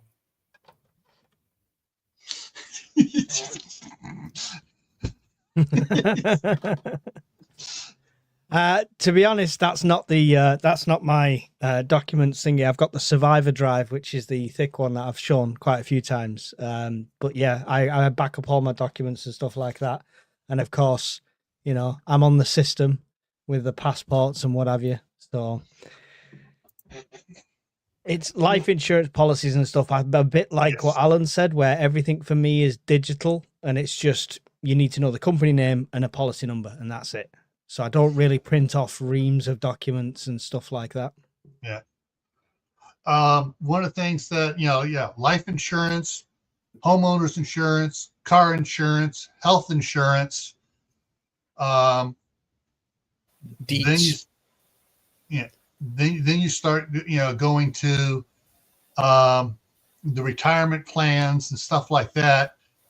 But one of the things I got it up on the computer. I am not going to share this one. Passwords for sensitive security information. What for? Chase Banking, checking, savings. Bank of the West, checking, savings. Les Schwab retirement account. We don't mind you sharing the screen if it's easier. Yeah. Office of Personnel Employment for federal government. DHS HR services. Thrift savings plan.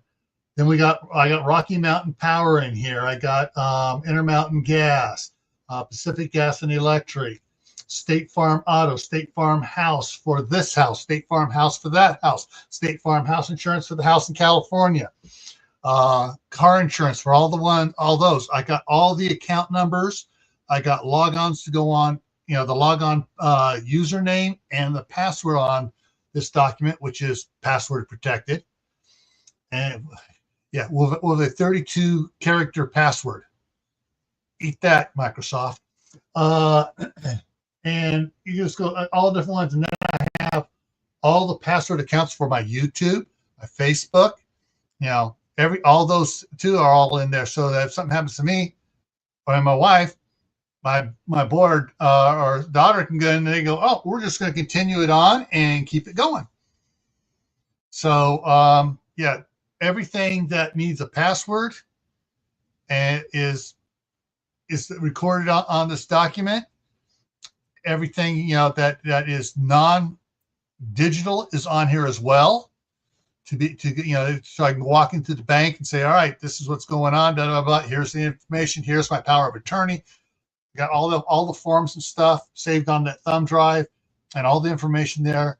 And the kids know how to get to it.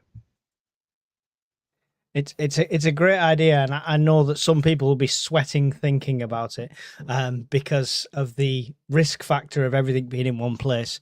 Now, if people that don't want to do it themselves, you can't. Services do this for you. Companies like LastPass and stuff like that will store all your passwords, meaning you don't have to have, I use the same password for everything kind of attitude. It can be encrypted on every single one, and then there's companies that have software that saves that for you. So if you don't want to do the admin yourself, there is companies out there that do it for you. Yeah, I mean, you could have more than one thumb drive. I mean, I've got a few backup drives, so I literally have a few backup drives. They're just titled backup drive 1, backup drive 2. Yeah, but they're just the same. It's just the same information on. All I do is copy them across. I think as well, I mean, a good little thing to do is when you're opening something like a new insurance policy, I review all my insurances every year. It always gives you this option now where it says, to save paper, do you want us just to email you these documents? And you have to uncheck a box. I always uncheck that box. So I get the email, plus they send me a package, a bunch of letters. And I've got a little filing cabinet in this office. I just put that stuff in there as well, so you've got two things then. You just made someone from Greenpeace cry, Alan. You just made somebody from Greenpeace cry. Save the trees, man. Save the trees. Greenpeace are not interested in trees anymore. They're just interested in rainbow flags. So I'm not... they have other priorities.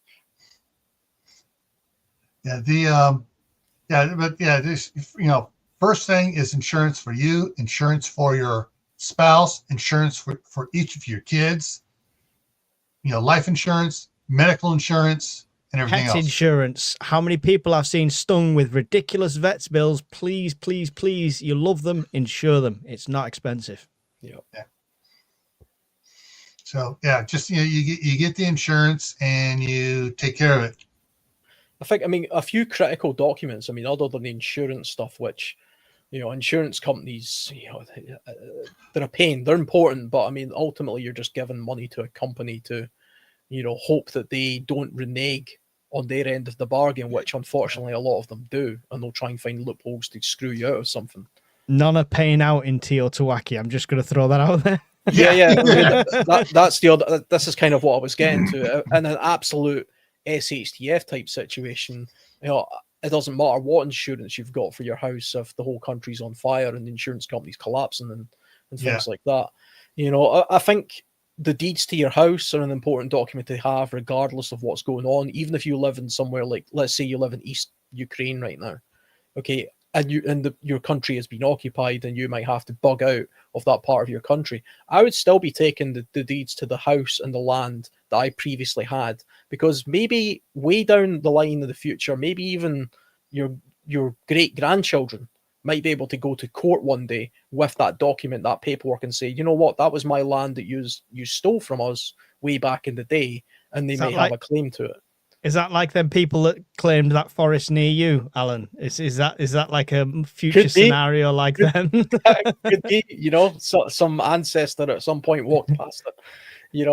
On insurance, guys, can I just say, prepping is insurance. All right, prepping in general is insurance. Don't get house insurance and then don't bother buying fire extinguishers. Don't bother buying, if you live next to a river, don't bother buying sandbags. That's your insurance. That insurance will last SHTF, and it's what you need as a priority. Yeah. Protect your house, protect your belongings, protect your security before having to claim for insurance. Don't think insurance just, my car's insured, it's fine, somebody can steal it. It's not the case. You want to protect that. You want to watch that. You want to keep hold of your things. All right. So prepping is insurance. So make sure if you've got house insurance, you've also got fire blankets, fire extinguishers, etc., etc., etc., to protect your house in the first place. You don't want to have to deal with moving, going through the burnt rubble and trying to find, heirlooms and stuff and everything, and then go live in a motel while the insurance company drags their feet to rebuild the house. Yeah. Exactly. Avoid the situation. It's the same with anything we say. Avoid the situation initially, right? Let's not burn down. Let's not, if you're in front of a lava flow in Iceland, you're gonna have to get out and it's gonna burn down. There's not much you can insure with it, But if you're not in that extreme scenario, take just standard precautions. Please don't leave anything from Temu plugged in overnight.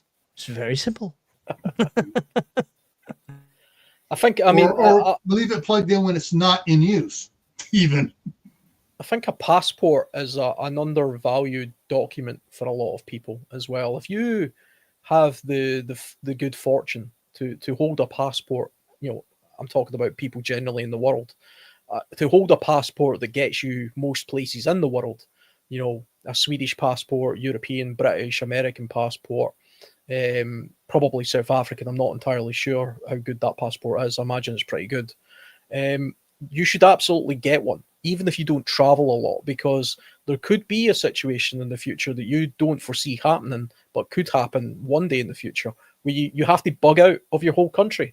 And the easiest way of doing that will be to preempt it by seeing what's going on and having the means to do that with a passport and a flight.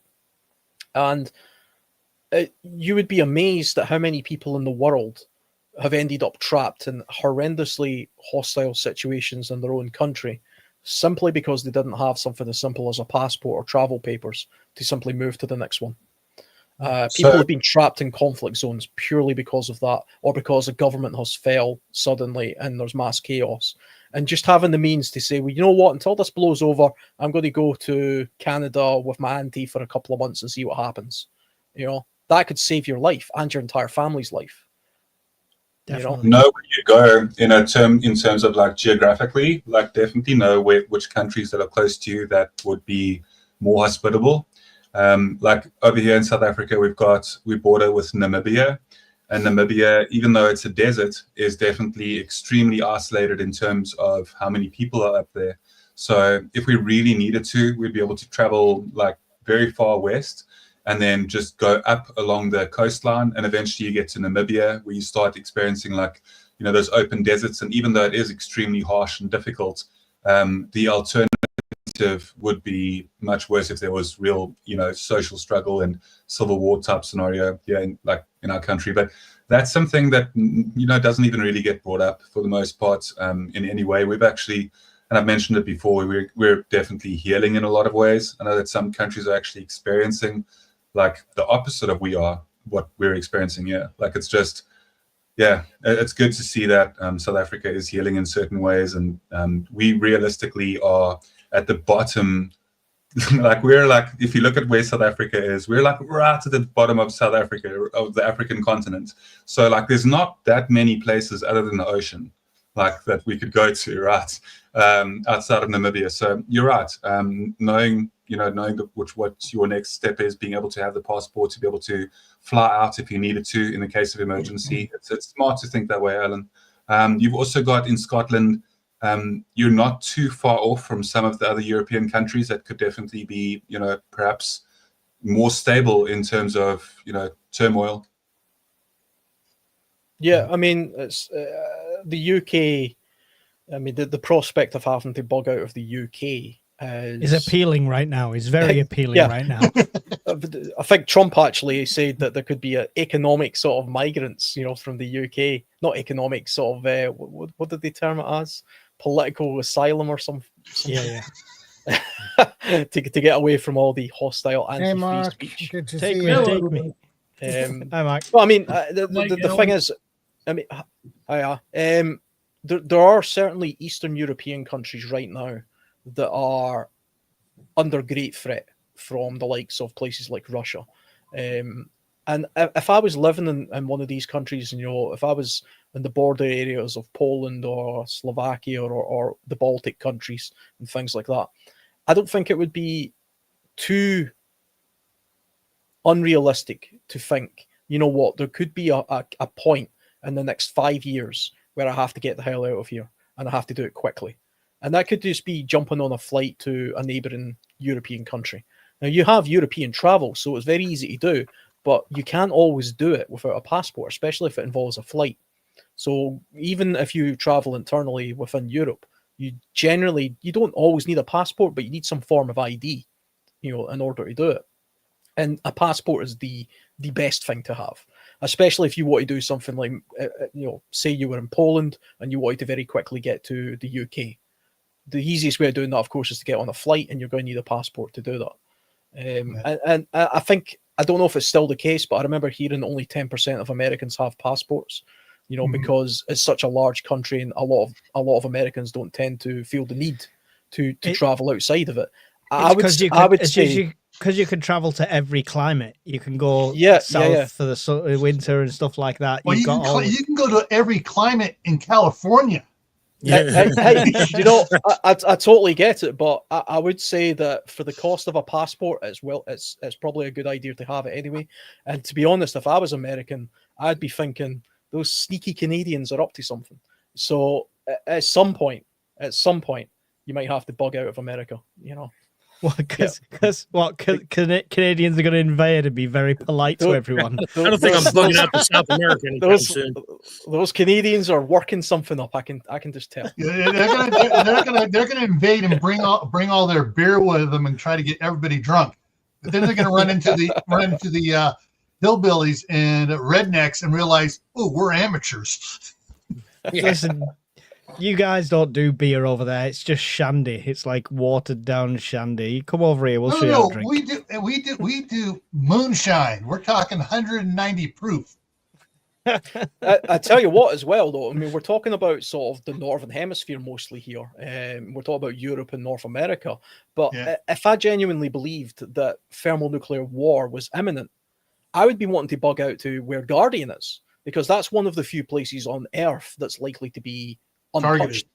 Well, it's not going to be targeted. It's not anybody's target. South Africa is not going to be targeted by anybody in a nuclear war, and places like Australia and New Zealand are also safe havens. Usually, anywhere in the Southern Hemisphere actually is relatively safer than the Northern Hemisphere. I mean, Europe would be devastated, North America would be devastated. So it would be a good idea to bug out to somewhere like that. And the only way to do that is with a passport. I'm calling it now. Post-apocalyptic party at Guardian's house. I'm calling it So- now. There's actually, the market's funny, right? There's actually it's, you know, in all the movies, you know, there's a movie, I think it's 2012, the movie where the world's ending and stuff like that. And they actually mention there the Drakensberg Mountains in South Africa. So like to South Africans watching that movie, like, and it's like, oh, that's funny. Like it's, you know, that's down the road.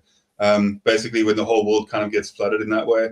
But I don't know, you know, whether people, like, I think that the world won't be flooded. I think that it'll go up in fire. It says so in certain doctrines, which whatever you want to believe.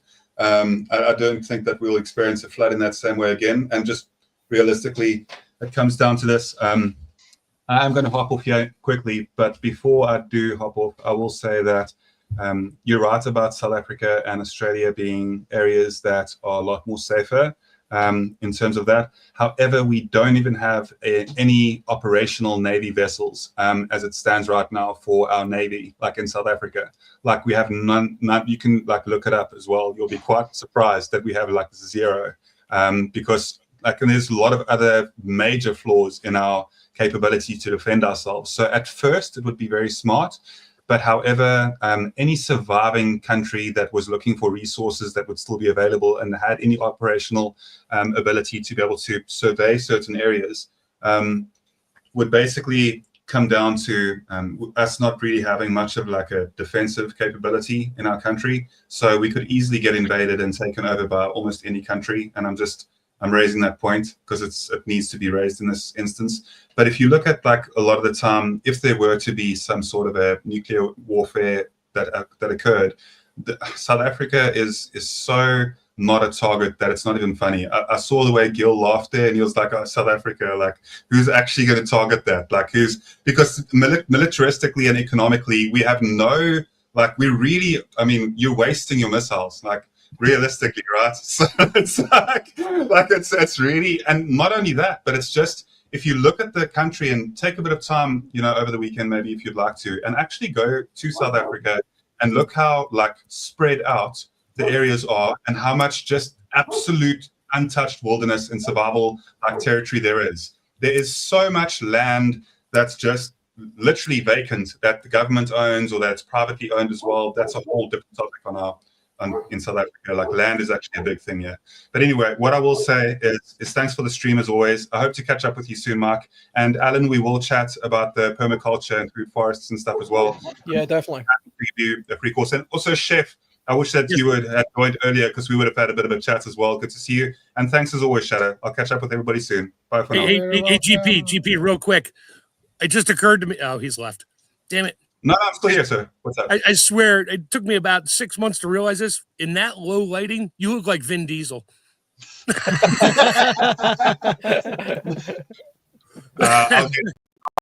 I'll get there someday. I think I'm going to be training. It's my birthday on the 31st, and I'm really going to start picking it up again. I haven't been able to train because, obviously, family situation, and I just want to be able to protect my wife should anything happen and that type of thing. So, honestly, yeah. Because of a whole long situation. I appreciate what you're saying, Chef, and I will try and get there again. I did feel like that at the end of 2023, but it's a long time since then. Mark, I'm so proud of the fact that what you've done and accomplished recently, and I know that with the workouts and with the strength training and everything that you're doing, you're absolutely going to shine through, bro. Just know that in the back of your head, I'm super rooting for everything that you're doing, and I'm really, really proud of the movements that you're making, brother. Keep well. Cheers for now. Cheers. Good luck with the baby. I need it. Thanks. Cheers. Bye. Take care, Guardian. Yeah, his big surprise is going to come when that baby hits 3. about 4 weeks, and the poop changes from the tar to the really stinky, nasty stuff. Nice. Yeah. Let's not talk about poop. I got too many kids to even think. Yeah, good to see you. I got 3 there gone. And I only, to go back to the passport, I only ever, I want to think twice in my life I had a passport. Once is when my father took us over to Germany and shoot, can't remember the other country. It's the one next to Spain there. That's on the edge of the ocean there. Anyway, Portugal. Went to Spain, went to Germany in, I want to say 79, and then Portugal in 82. And then after that, it was just Hawaii. And then I got another one to go to on my honeymoon to Jamaica. That was it. I have no desire to go anywhere outside this country. Canada, I can go up there with my driver's license if I have to, but I have no need to go up there. My sister goes up to Newfoundland like every year. So she got a passport. It was just easier. So, but I have no plans to go up there. The furthest I'm going to go is Gil's house. That's about it. Yeah, it's me neither. You know, I work for Homeland Security. I don't have a passport, and they go, "Oh, you need to get one." I go, "Why? I'm not leaving this country." Yeah. Well, what do we need to send you over with a team over there? You ain't sending me over there unless you're sending me on an aircraft carrier. Because I do not fly either. I don't fly. I don't like to fly anymore either. But So the only country I went to. I went down to across the border into Tijuana, Mexico. Was down there for 3 hours. Told the wife, "We're getting the heck out of here." I literally only had to renew my passport because it costs £90 to renew your passport or thereabouts, and I've only just had to do it because I can't rejoin the military without my passport, which is madness in itself, you know. Yeah, like all the British soldiers and the American soldiers on D-Day had passports when we went into France. Why? Sure they would. Oh yeah. Papers, please, just in case. Was customs Here's before my or papers. after the beach? Was customs before or after the beach? That's my question. It was before. It was way out in the middle of the channel down. Yeah. Yeah, I mean, I think if you live in a country as large as the United States, then and you plan on never leaving that continent, then yeah, you could probably get away with not having a passport. I mean, the UK hasn't been invaded in 1,000 years, so it's not, you know, the prospect of that happening is not that likely, to be honest. But I like the idea of me being able to get the hell off this island if I really need to. And the easiest way for me to do that is to get on a plane, you know. I would like to see, Alan, the metric on passport applications and renewals since this government got in. I'd love to know that metric because I am guessing there's a spike. Oh yeah, I think there absolutely will be a spike. You know, I mean, there was a spike after Brexit. There was a lot of dual Irish passports taking place because people wanted to have the European access that they had pre-Brexit, for example. So a lot of people applied for Irish passports if they had the you know, the means to do that. They had a relative in Ireland, for example. Yeah, my wife and I have talked about getting passports for one reason only. She's Clan Campbell from Scotland. I'm Clan Patton from County Cork, Ireland. Isn't it Clan Campbell that own this castle, Alan? Technically, yeah, I was just about to say, I mean, historically, it goes back to the Clan Campbell as part of their territory. It actually is owned by... Tell her we're staying in her castles next week. Yeah, I mean, the head of that clan, I think it's the Duke of Argyll or something, if I'm not mistaken. So the Duke of Argyll actually owns... I don't want to give too much away in case he's watching anything, so you're not going to my island. You know, but... Yeah, I think Alan and I are related because we're both part of the Cameron clan. I think you mentioned that, right? Alan? Yeah, that's true. I come from a sort of the Cameron end of it. So at some point, you know, everybody's related to everybody at some stage. Yeah. You know, if you go We're royal Stuarts. But yeah, I mean, technically, the Campbells do own that island that we're going to, and that's owned technically by that one guy who, but actually lives most of his life in London anyway. So to hell with him. I like that you think in somewhere in a tiny little mind that he might watch this channel. You never know. You never know. The Duke of Argyll, mate. He's sitting there with his feet up in his dressing gown right now. He's like, somebody just said my name on Shadow's podcast. Yeah. Well, this is where now somebody is going to leave now and change the name in the Gil's chat. questions he put to me in the email to me. What happens when you are gone is the first questions. Are we talking philosophically or are we talking no longer around. And that's basically what the whole thing is What about. happens when you die? This is a very deep question for us. Yeah, 6 feet deep. Lots of things happen. You're just not part of it. Yeah. But that's the whole premise behind this one was like, are you preparing for your family to carry on without you? Ooh, excuse me. Yes, as I reached 35 onwards, I suddenly realized I'm not invincible. Slowed down. It took you that long? Yeah, slowed down on the motorbike when I was driving, and obviously went down the will route and stuff like that. But it's something we never want to think about. It's something we don't not many people want to confront their own mortality. But having something in place is a prep everyone should do, whether you're a prepper or not.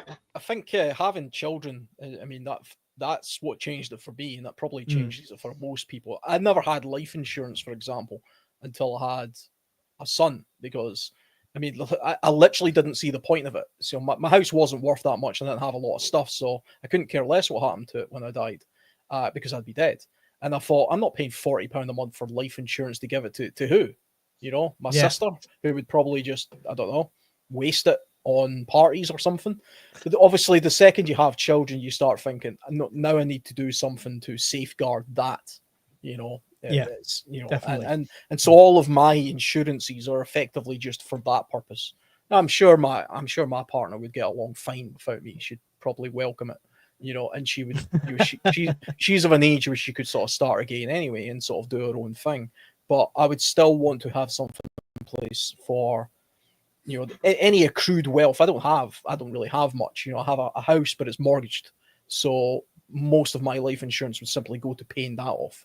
And that would at least remove the burden of a mortgage, you know, and that would give a head start to my son, hopefully. Massive head start, yeah. Because he would be able to at least inherit this house when he got to sort of 40 years old when his mother died. We were the same, you know, we're the same age. So if she died at 80, my son would be roughly, you know, pushing 40 odd 50, and he would inherit a house and he would have his own family by then. And that was my thinking, you know, that's the way I go about it. Ultimately, I mean, unless you're a very, very wealthy person, you don't need to put too much thought into your legacy, your inheritance as well. Because, I mean, generally, I mean, what are you passing on? Usually it's a house and, you know, maybe half the value. I'm sorry, Alan. Shadow can probably relate because I had to deal with both. Well, my father passed and my mother was still alive, so she dealt with it, and that was rough. And then my mother passed, and it was up to me and my sister. Fortunately, we get along very well, and it was ugly because she had so many things in so many places hidden everywhere. She literally had to hire a lawyer to go searching for stuff, and we found stuff that we had no idea. I mean, policies, things, old 401k stuff that never amounted to much, but over 50 years from my father had it amounted to something. Yeah, we got a lifetime's worth of toilet roll as well. Yeah. No, that was from my mother-in-law. My wife had to deal with that. That was actually easy. She had all her shit lined up in a box. Literally, everything was right there. She's like, my wife's like, yeah, grab the box in the closet. It's the purple one with the key on top. I'm like, oh, the key's on top. That's great. So brought it home. She opened it up. Everything was right there. So that just took time. But my mother was another story because she was we'll call her an organized hoarder. You couldn't tell by that house. It was 2,400 square feet on one floor, plus a full basement of the same size. And everything was neat and organized until you started going through stuff and realizing she kept things from the day she got married. Everything. And we had to go through all of it to make sure there was no, because she would hide shit in there. We found coins and stuff buried in boxes from like 30 years ago that hadn't been opened since we moved from Jersey to Maine back in the 70s. And so we knew we had to go through, and we did. So I don't want to do that to my kids, you know, where they're going to spend, you know, a year or more and spend a ton of money and time looking at shit going, why the hell did he keep this? Why did mom keep this? Why do you have all this garbage? You know, all that stuff. So that's what all our kids are going to think. Yeah, exactly. Well, when it comes to the freeze-dried food, they're going to be fighting over that, but that's another story. We've got enough food for 10 years here. Who gets what? It's like, I want the apples. Oh, I want the chili. Okay, great. You guys fight over it. I don't care. We did actually talk about earlier about the importance of consolidating things like important documents and stuff, so you don't have to get a lawyer to go chase things down and waste money that way. So we actually covered that earlier on. That is definitely important, because I know when I was with my grandparents when they passed away, it was a bit of a nightmare trying to find out where they previously worked and various insurance policies and various pensions and all sorts of stuff. Yeah. I said earlier that my mom was born in 1922, so she was 8 years old. Actually, she was 7.5 years old when the collapse, the Great Depression started. So she was basically a child of the Depression as well. When she passed away, we found boxes with owner's manuals for the Oster blender she got in 1940. We found receipts for stoves, that she bought in the early 50s that she no longer owned. We found receipts for just about everything she ever bought. We found receipts for her charge account at Montgomery Ward's, which went out of business 15 years before she died. Oh, Lord. You never know when you might need it. That's the thing. You never know. Yeah, we found my mom kept her very first Sears bill, Sears and Roebuck, we don't even remember what it was for, but back in 1952, whatever it was, cost like $300, and she had the canceled check stapled to it. So she could prove that was for the she cabin. paid the bill. Yeah, that was probably $300 for that Sears and Roebuck build-it-yourself cabin that you still haven't found. Yeah, exactly. No, I wish. So, next question. This is one of your questions, Gil. Is your family planned for? Well, I have been thinking about it myself, but I need a good plan for it. Like I say, I started on the having a book theory of like, this is everything in case of this, turn to page 27, blah, blah, blah, and all of that. And I found, I just figured that was a single point of failure, just being that one book. So I've just started putting instructions and stuff in all different preps, and that's how they're planned for in that way. Like if I'm not here, in the SHTF version of this, obviously. Well, personally, we started teaching our kids before they could walk. We started taking our kids, when my daughter was born, she was born in 92, summer of 93, she was in a backpack that we took to go camping. So, my wife had her in the backpack. My backpack had all my wife's and my stuff in it, all 112 pounds of it. And we went camping with my brother and his wife and some of their kids. And so my kids started learning everything from before they could talk. They were learning camping and fishing and everything. And then when they got older and could understand money, they would explain money to them. We explained, all right, you want money? Do your chores. We trained them. We gave them, self-worth and, of how we treated them and stuff. They knew that they were worth something. And so they, if something would have happened to us, they know the plan. They know where the documents are at, and they know what the passwords are. And so they know what to do. Because they had to watch us do it when my mom passed in 2008. That's it. I think it's you can prepare them with the camping side of things and stuff like that. I think the thing you can't prepare them for is like when I was a kid, I learned all this stuff, but I didn't know I knew it until I needed it. You can't prepare them for that, having to put two and two together and implement it rather than just panic when something goes wrong. On skills and stuff, you talked about knowing skills. As soon as at the time, here in the United States, Boy Scouts, Cub Scouts was boys only. And so when Alex turned 8, he was into Cub Scouts. And 2 years later, Matthew was into Cub Scouts. And we know how to camp already. We know how to build a fire and stuff. And they at that point they knew they had skills that the other boys didn't have. And Alex, he had everything but his Eagle project. By the time he was 16, he goes, and of course he has Asperger's, so he has a social anxiety with people he doesn't know.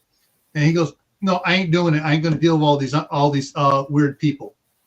Matthew, on the other hand, by the time he hit 16, he had his Eagle Scout rank. He had earned the Denali Award from the Venture Scouts, not Venture Scouts, the Varsity Scouts, and he had the Silver Award from Venture Scouts.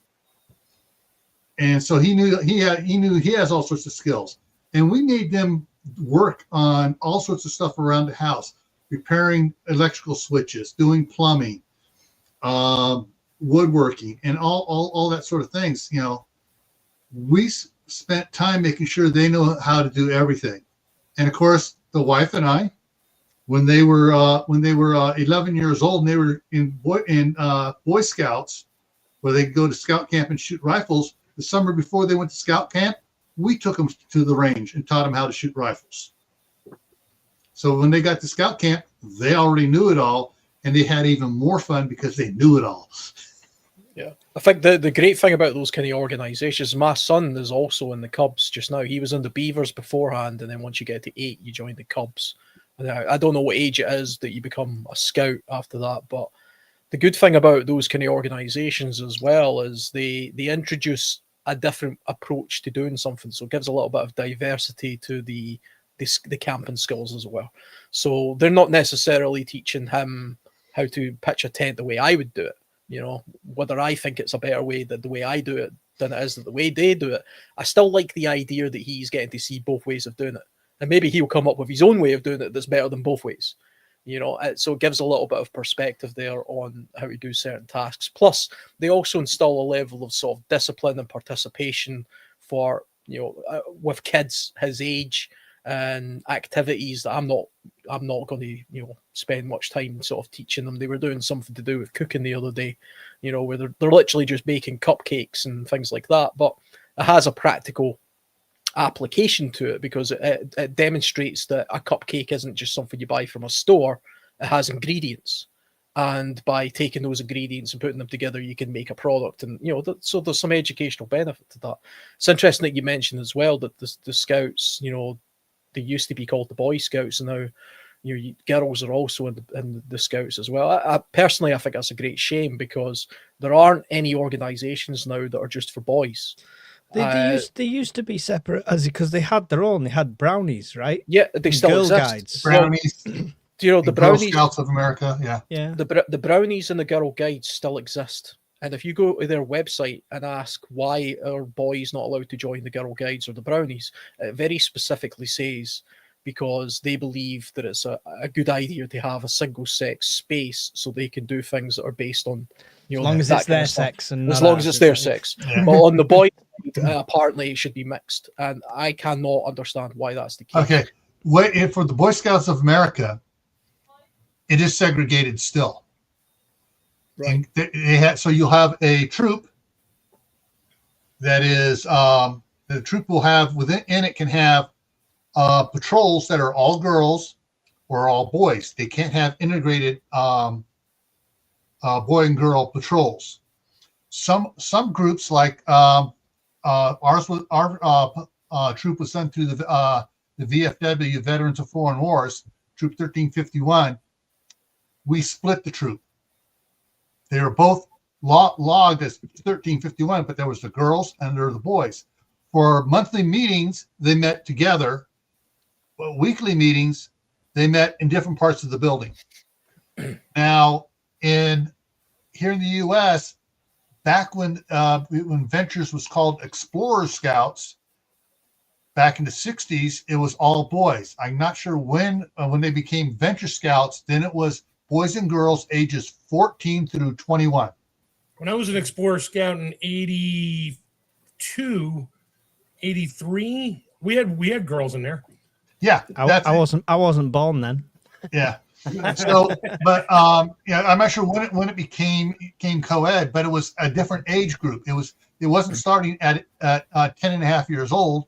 It was starting at 14, and it went to their 21st birthday, and that was co-ed. But by then, they're in a different mindset, and they, it was like high school or junior high. Everybody, okay, yeah, we're doing things together.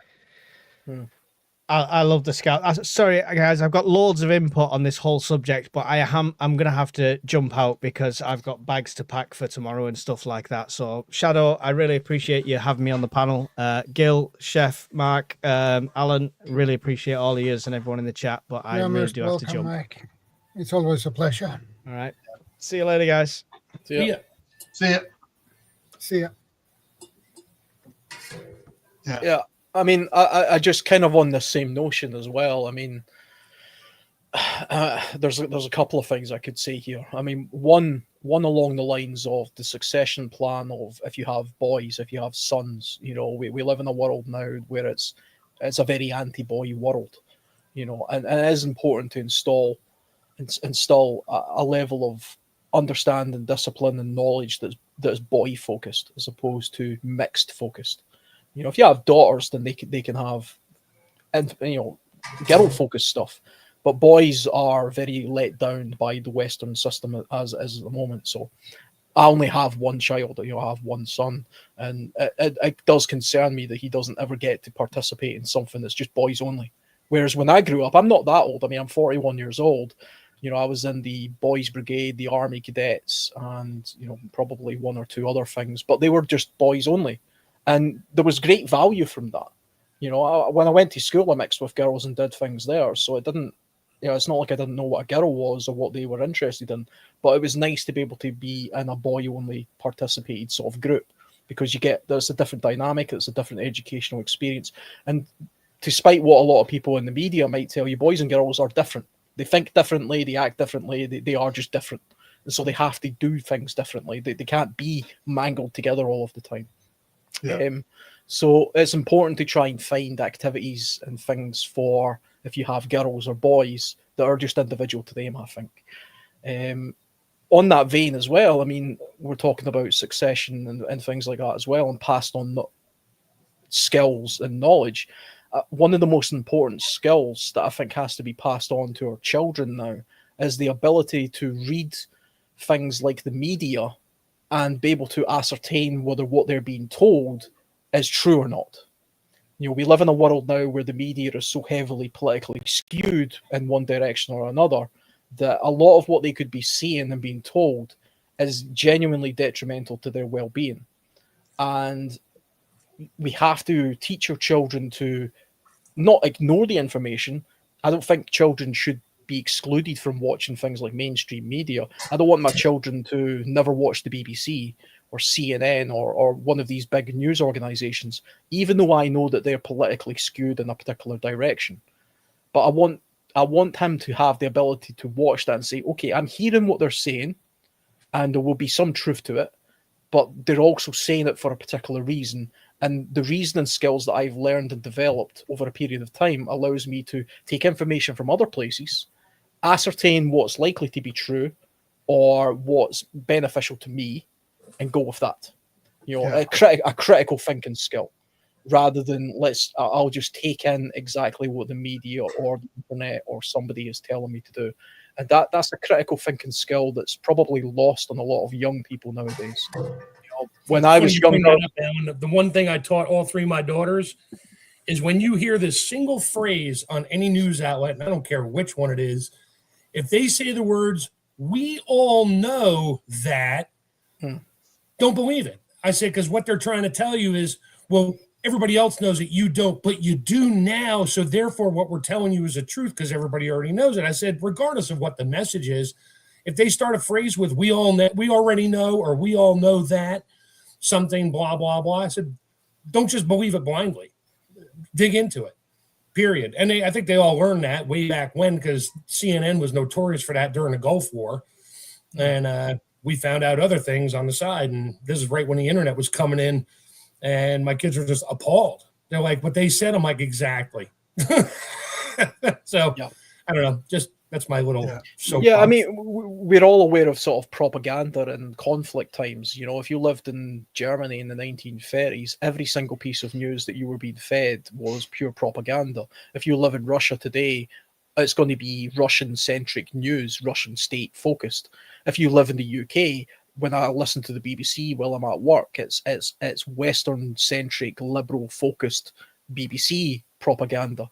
Some of it's true, some of it isn't true. That's the beauty of propaganda. That it's mostly facts with a spin, and you know they're trying to steer a political agenda or something like that.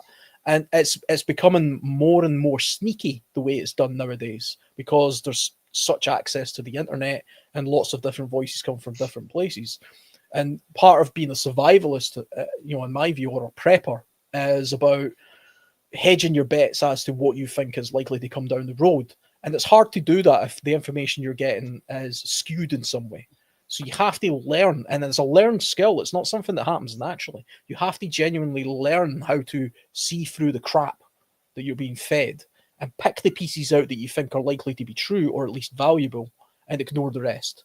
That's quite a difficult thing to do, you know. And if we can teach our children that in some way, subtly, evenly, then that's a good thing to do. My kid spends all of his time on YouTube and playing video games, but I watch some of the stuff that he watches, and it's just crap. You know, it's usually just rubbish. You know, but he watches a video which is, to me, I can clearly see it's AI and it's trying to sell him something, but he thinks it's real. You know, and I'm saying no, it's not real, and I take the time to explain that no, and the internet nowadays is full of fake, you know, AI and product placement, and they'll try to sell you something or tell you something that isn't true or shock you in some way or get you angry. And you know, that's something I think we should all be thinking about when we're trying to pass on the values to our children who are likely to succeed us, or you know, in the future. Because we as preppers or survivalists, we know the stigma of being told that we're probably a little bit crazy or a little bit paranoid. And so if we spend our time passing these skills on to, say, our children, only for them to be told by the BBC that, you know, there's nothing to worry about, don't worry, the government will save you in a crisis. You don't have to prepare for things. Suddenly, that's when we tell them, that's when you really need to get worried and start preparing. Yeah, but I mean, suddenly you become the person that's least trusted, and your kids aren't paying much attention to you because they think you're a little bit off. These people are in authority, they're wearing a suit, they're on TV, they must know what they're talking about. And that, to me, is a critical misstep, because I could prepare my children with all the best preps in the world, all the best knowledge in the world, and then he could be scuppered one day simply because some guy in a suit on the BBC told them there was nothing to worry about, you don't have to prepare for this. Don't bother buying that food. Go and get that injection. Yeah. Don't bother leaving that country, you know? That's one of the things I was always pointing out to my kids. They say, oh, this is not going to happen. And then I pull up history book. Well, let's see. It's happened here. It's happened here. It's happened here. It's happened here. It's happened here. It does happen all the time. It repeats itself. So anybody tells you it's not going to happen, they're lying to you. They have an agenda. They want to enslave you. And I finally got it to all my kids, out, even going through the communistic California educational system. And by the time they finally graduated, they weren't believing half the stuff the teachers were teaching them, because they would go find the truth about it, and they confront the teachers about it. Oh, you don't know what you're talking. Well, it's right here. Encyclopedia Britannica, page 47. You know, and but that's the thing you need to do, is you need to make sure your kids are taught to question and to look for the answers themselves and verify it. My boss, who at Homeland Security, who used to be a major in the United States Air Force Police Services, his favorite quote was, trust, but verify. Yeah. And, you know, the Ukrainian news outlets were telling their people that Russia wasn't going to invade them right up about a week before they got invaded. Yeah. The Russians were literally massing on the border, and their state broadcaster was saying, "There's nothing to worry about here. They're not going to. It's not going to happen. We're in negotiations with them. The Russians are our friends, etc. They're our brothers. Blah blah blah." And yeah, they did. They got invaded. It's and there are countless periods in history where simply listening to what the state want you to hear has put people into great harm's way, because what they didn't want in Ukraine was a mass exodus from places like border regions, leaving that area. They wanted people to be there of fighting age, so when the Russians did invade, that they would be able to put up some sort of resistance. So they literally sacrificed a lot of those people for the greater good, because states do things based on what they believe to be the greater good, which isn't really the greater good. It's just the greater profit. I don't know, profit usually. But I mean, doing something on behalf of the state for the apparent greater good never works well for the individual. Yeah. And so you have to be able to see through the crap and see through the media bias and make your own decisions based on that. And that's a skill that I find difficult to learn. It's something I've taught myself over the past few years. That's why I've moved more from a survivalist mindset to being more interested in prepping. That's why I'm listening to you guys right now, because you guys have been on the ball with this for years. Whereas people like me who are interested in wilderness survival and stuff, I'm out there in the woods building fires and setting up camps thinking, this is all I need to know. No, I don't live in the woods. I don't live in that kind of world. This is the world I live in, so I need to be aware of this. And this is why we're seeing an increase in the prepper community as well, because people are becoming more switched on to the realities of why institutions around us might not actually be there to serve our best interests. Yeah. And that's something I think as time goes on, with the age of AI and the age of mass media and alternative media, we have to teach our children to navigate this landscape, because it's new to all of us. It's a fast-growing world out there, and the rise of AI is incredible. The videos now that AI can produce look almost perfect. Yeah. 3 years ago they looked like crap. Now they look fantastic. 5 years from now they'll be probably better than this. This could be an AI. This could be an AI simulation. It'll be high def AI. Yeah. And we're going to have to navigate that. Along that lines, on Facebook, I'll be watching, scrolling through, and all of a sudden this thing will pop up. I'm looking, I go, wait a minute, that's AI. I mean, it's an ad, and it's AI, supposedly of a doctor saying, "Oh yeah, this medication's good for you." Blah blah blah. I'm like, it's a little bit geeky still. Every ad on Rumble, I go on Rumble all the time to watch certain things, and every single ad is AI, because they show these politician type, I won't say names in that, talking about some pharmacy. And if you really look at them, it's not them. It's a computer generated to look similar, but really similar. And you can't sue them. And they did that to another community on YouTube. I'm not going to say them either. They're like a Amish type prepper thing. They've been on for a long time. And somebody used his wife as an AI ad for some kind of medicinal crap. And somebody found it and recorded it and showed it to her. And she lost her mind. You can't sue. Because, it's not you, it's AI. Yeah, but you're using a likeness of me. No, it's not close enough. Because, see, look, the eye color is slightly different. I mean, they play the games. Yeah. So they're starting to, and it's tough to tell. I mean, I can tell because 99.9% of the ads that pop up anywhere now, they're AI, period. Yeah.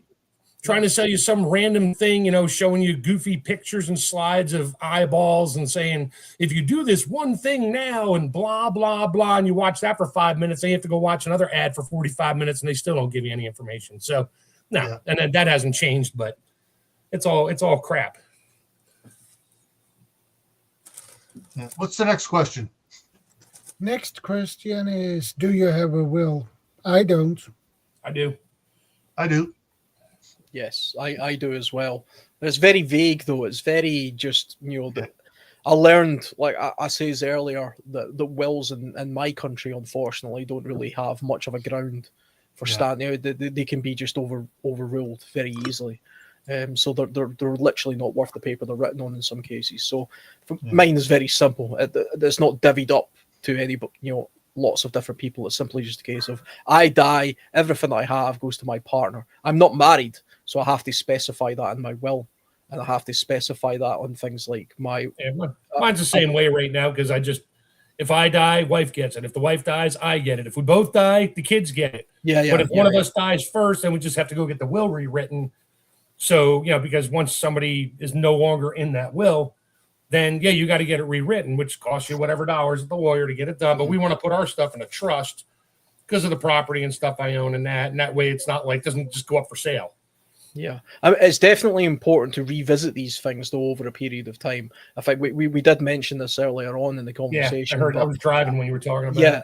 As life changes and more things get paid off, or your value becomes larger or lower, whatever it may be, or maybe you get divorced or something. It is important to keep on top of these things and prioritize, exactly where things are going. And for me, it's really simple. I've got one child. Ultimately, I always want that child to always get anything I have. I want him to have, and so my will's always going to be focused on that. So because he's only 9 years old just now, everything goes to his mother because she's going to do what's best for him anyway. So it makes more sense to do it that way than to try and give a 9-year-old a house. That would just be ridiculous. You give it to his mother and hopefully she does the best for him. But there will get to a point where maybe he's past 18 years old. Maybe I'm not even with his mother anymore for some reason. Maybe she's either died or we've separated or who knows what's happened. But I have to make sure that I change my will at that point because otherwise, it's not going directly to the person I'm interested in the most, which is where my genes are, in a selfish sort of way. That's one of the reasons why we're working on setting up land trusts and a family living trust and an S corp and retirement accounts to control everything, so that it's all secured, and the court and the government doesn't have anything to it because it's not inherited. It's not being changed of ownership because it's all going to be placed into ownership of the trust. And all it is just that the kids will have access to as a group to be able to do something with the trust. No one person can do anything with the trust. It has to be done as a group. So just they can't have, you got 3 executors, any one of them sign. No, they must all sign off together on it. And so that's one of the things we're going to do on that is to set that up for it. One of the things that I didn't mention earlier, and I've been thinking about this a couple times. I've seen several of these financial planners that say they have what's called a family bank. It's like an investment trust, and they put so much money into it every month. When the kids have a job, they're required to put so much money into it every month. When they go to college, they don't get a student loan for college. They take a loan from the family bank at 0.5% interest to go to college, and then they pay it back. And then if they need to buy a house, they can take a loan from the family bank to buy the house at 0.5% interest, not 7.5% interest. Then they pay it back. And so that's one of the other things my wife and I wished we had set that up back when we first got married. It would have made things so much, we would have paid things off quicker and had more things. And had the kids paying into it when they were got their first jobs and stuff while they were still in school and everything else. And even after school, they'd be paying into it. And I need a new car. Buy a car, pay it off, 0.5% interest back into the bank. So the bank is earning money. The family bank is earning money, and therefore it's not a I forget what the term is, but it's actually an investment, and it is growing. So there's no capital gains on anything being put in there. Yeah. I think, I mean, it's the one thing I would say about wills as well. I know Mike says earlier that some companies will offer you like a free will writing service. You should absolutely take advantage of that. Even if I didn't have kids, if I had no family whatsoever, I'm just a completely single guy, and there will be people watching this YouTube channel who are sitting there thinking, well, I don't have anybody, I don't care. I think you should have a will anyway, because do you really want everything that you've worked for over your life to go to the state so that they can spend it on something that's absolutely not in the interest of anybody other than themselves? I would rather leave everything I've acquired to the bloody donkey sanctuary than the state. Exactly. So, I mean, if it costs a couple of £100 to make a will one time and you've got nobody to leave it to, but you leave it to a donkey sanctuary rather than the government, I think that's a good investment. Yeah. And if you have brothers or sisters or a favorite cousin, yeah, you don't have to have kids. You don't even have to tell them. You don't even have to tell them. You can just put them in it. So when you die, it's like they just get a phone call saying, "Hey, it's all yours, buddy." Yeah. Or you have a favorite YouTube channel that you want to donate all your money to. There you go. But not through YouTube, because they'll take 30 or 50%. Yeah. Oh, yeah. But yeah, I think a will is a good practical thing to have, even if it costs you a couple of £100 or a couple of $100 or whatever. Yeah. Whatever the equivalent is. It's never really much more than that. But it's the thing is, so with the will, you can go online and you get a blank form. Then you just fill it out yourself. Go down to the local bank or someplace that has a notary, get it notarized, and then you just you can file it or whatever else you need to do with it, or you just make sure to get copies, have each copy notarized, and hand it out to those that are in it. That's the case here as well. I believe you don't actually need to pay some lawyer to write your will up. You can literally you can write it by hand if you want in this country, and as long as it's in a place where it's accessibly you can be found, and it's it's obvious that it's definitely you that's written it, then that is legal in that sense. But unfortunately, like I said a couple of times before, in my part of the world, wills are a bit worthless. But it's better to have one than not have one. Yeah. So, what's after wills? After Burial. will, a family trust. Who takes it over? Yeah. So, an example for my parents, when my dad was first getting sick with cancer, they put the house into a family trust, as well as the cars.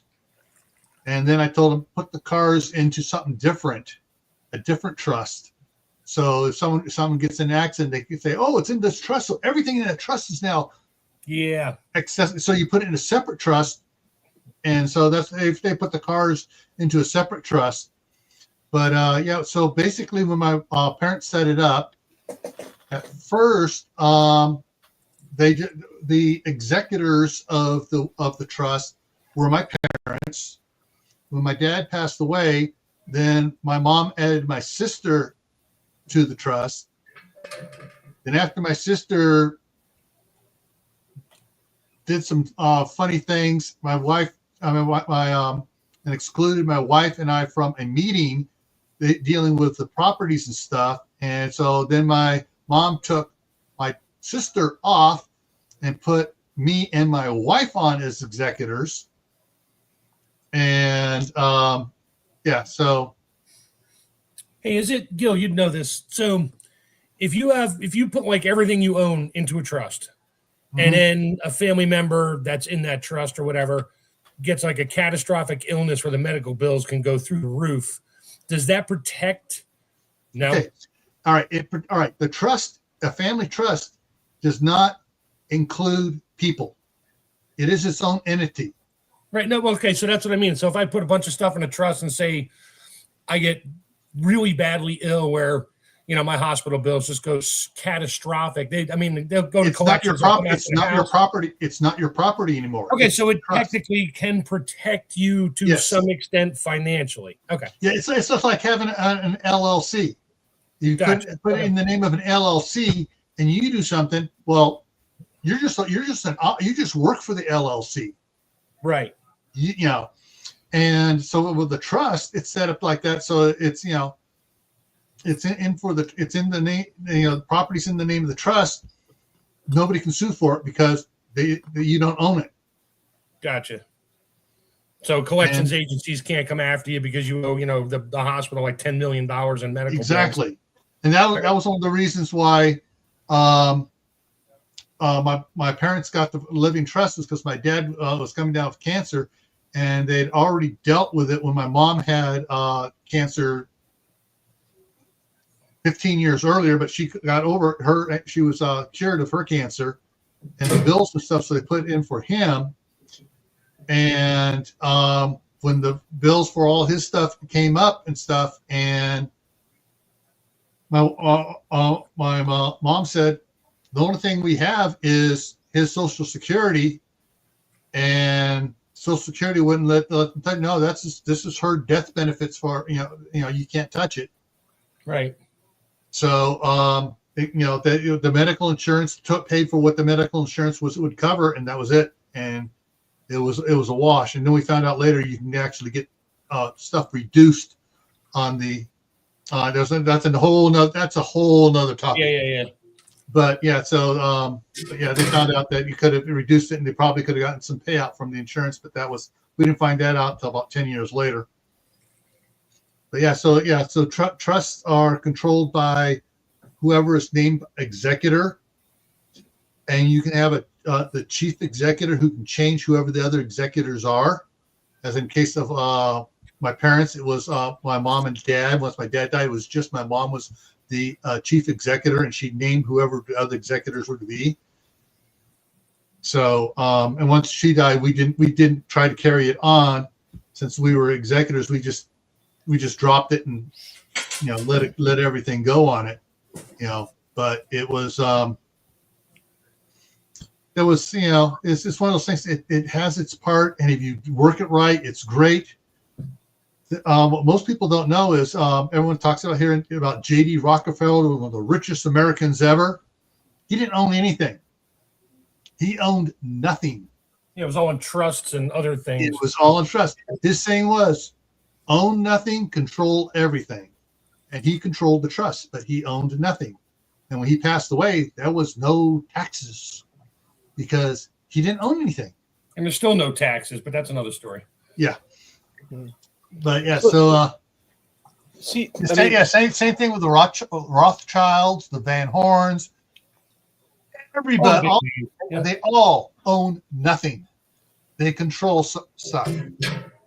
See, in the States with like, I don't want to get overly complicated, but and you guys have got like a healthcare system that you have to pay for, like up front. If you have life insurance, for example, if you don't have medical insurance, but you have life insurance, and say suddenly you're struck down with cancer and you own a house and you're being treated for cancer and you're in hospital and then you die, so you have a bill, does the hospital then have the right to take, they can't take your house or your life insurance? Can't touch the life insurance. Right. If you don't have the house in a trust, they can come after it. If the house is in a trust, they can't touch it because it's not yours. Right. Oh, they'll still try. They always try. Well, they will come for every hoop out there to try to take anything and everything they can get. But the thing is, though, if it's in a trust, it's like, I don't own it. I'm paying $5 a month rent to the trust. I don't own it. But I mean, for the most part, every judge will just say, "No, get out of here." And most people find a workaround where they can get around medical sort of bills, but still leave something to their children, for example. It's like, as a European, it's hard to understand. Yeah, that's what the trust is for. So basically, I put this property here, put it into a trust. I put the property across the street, put it into a different trust.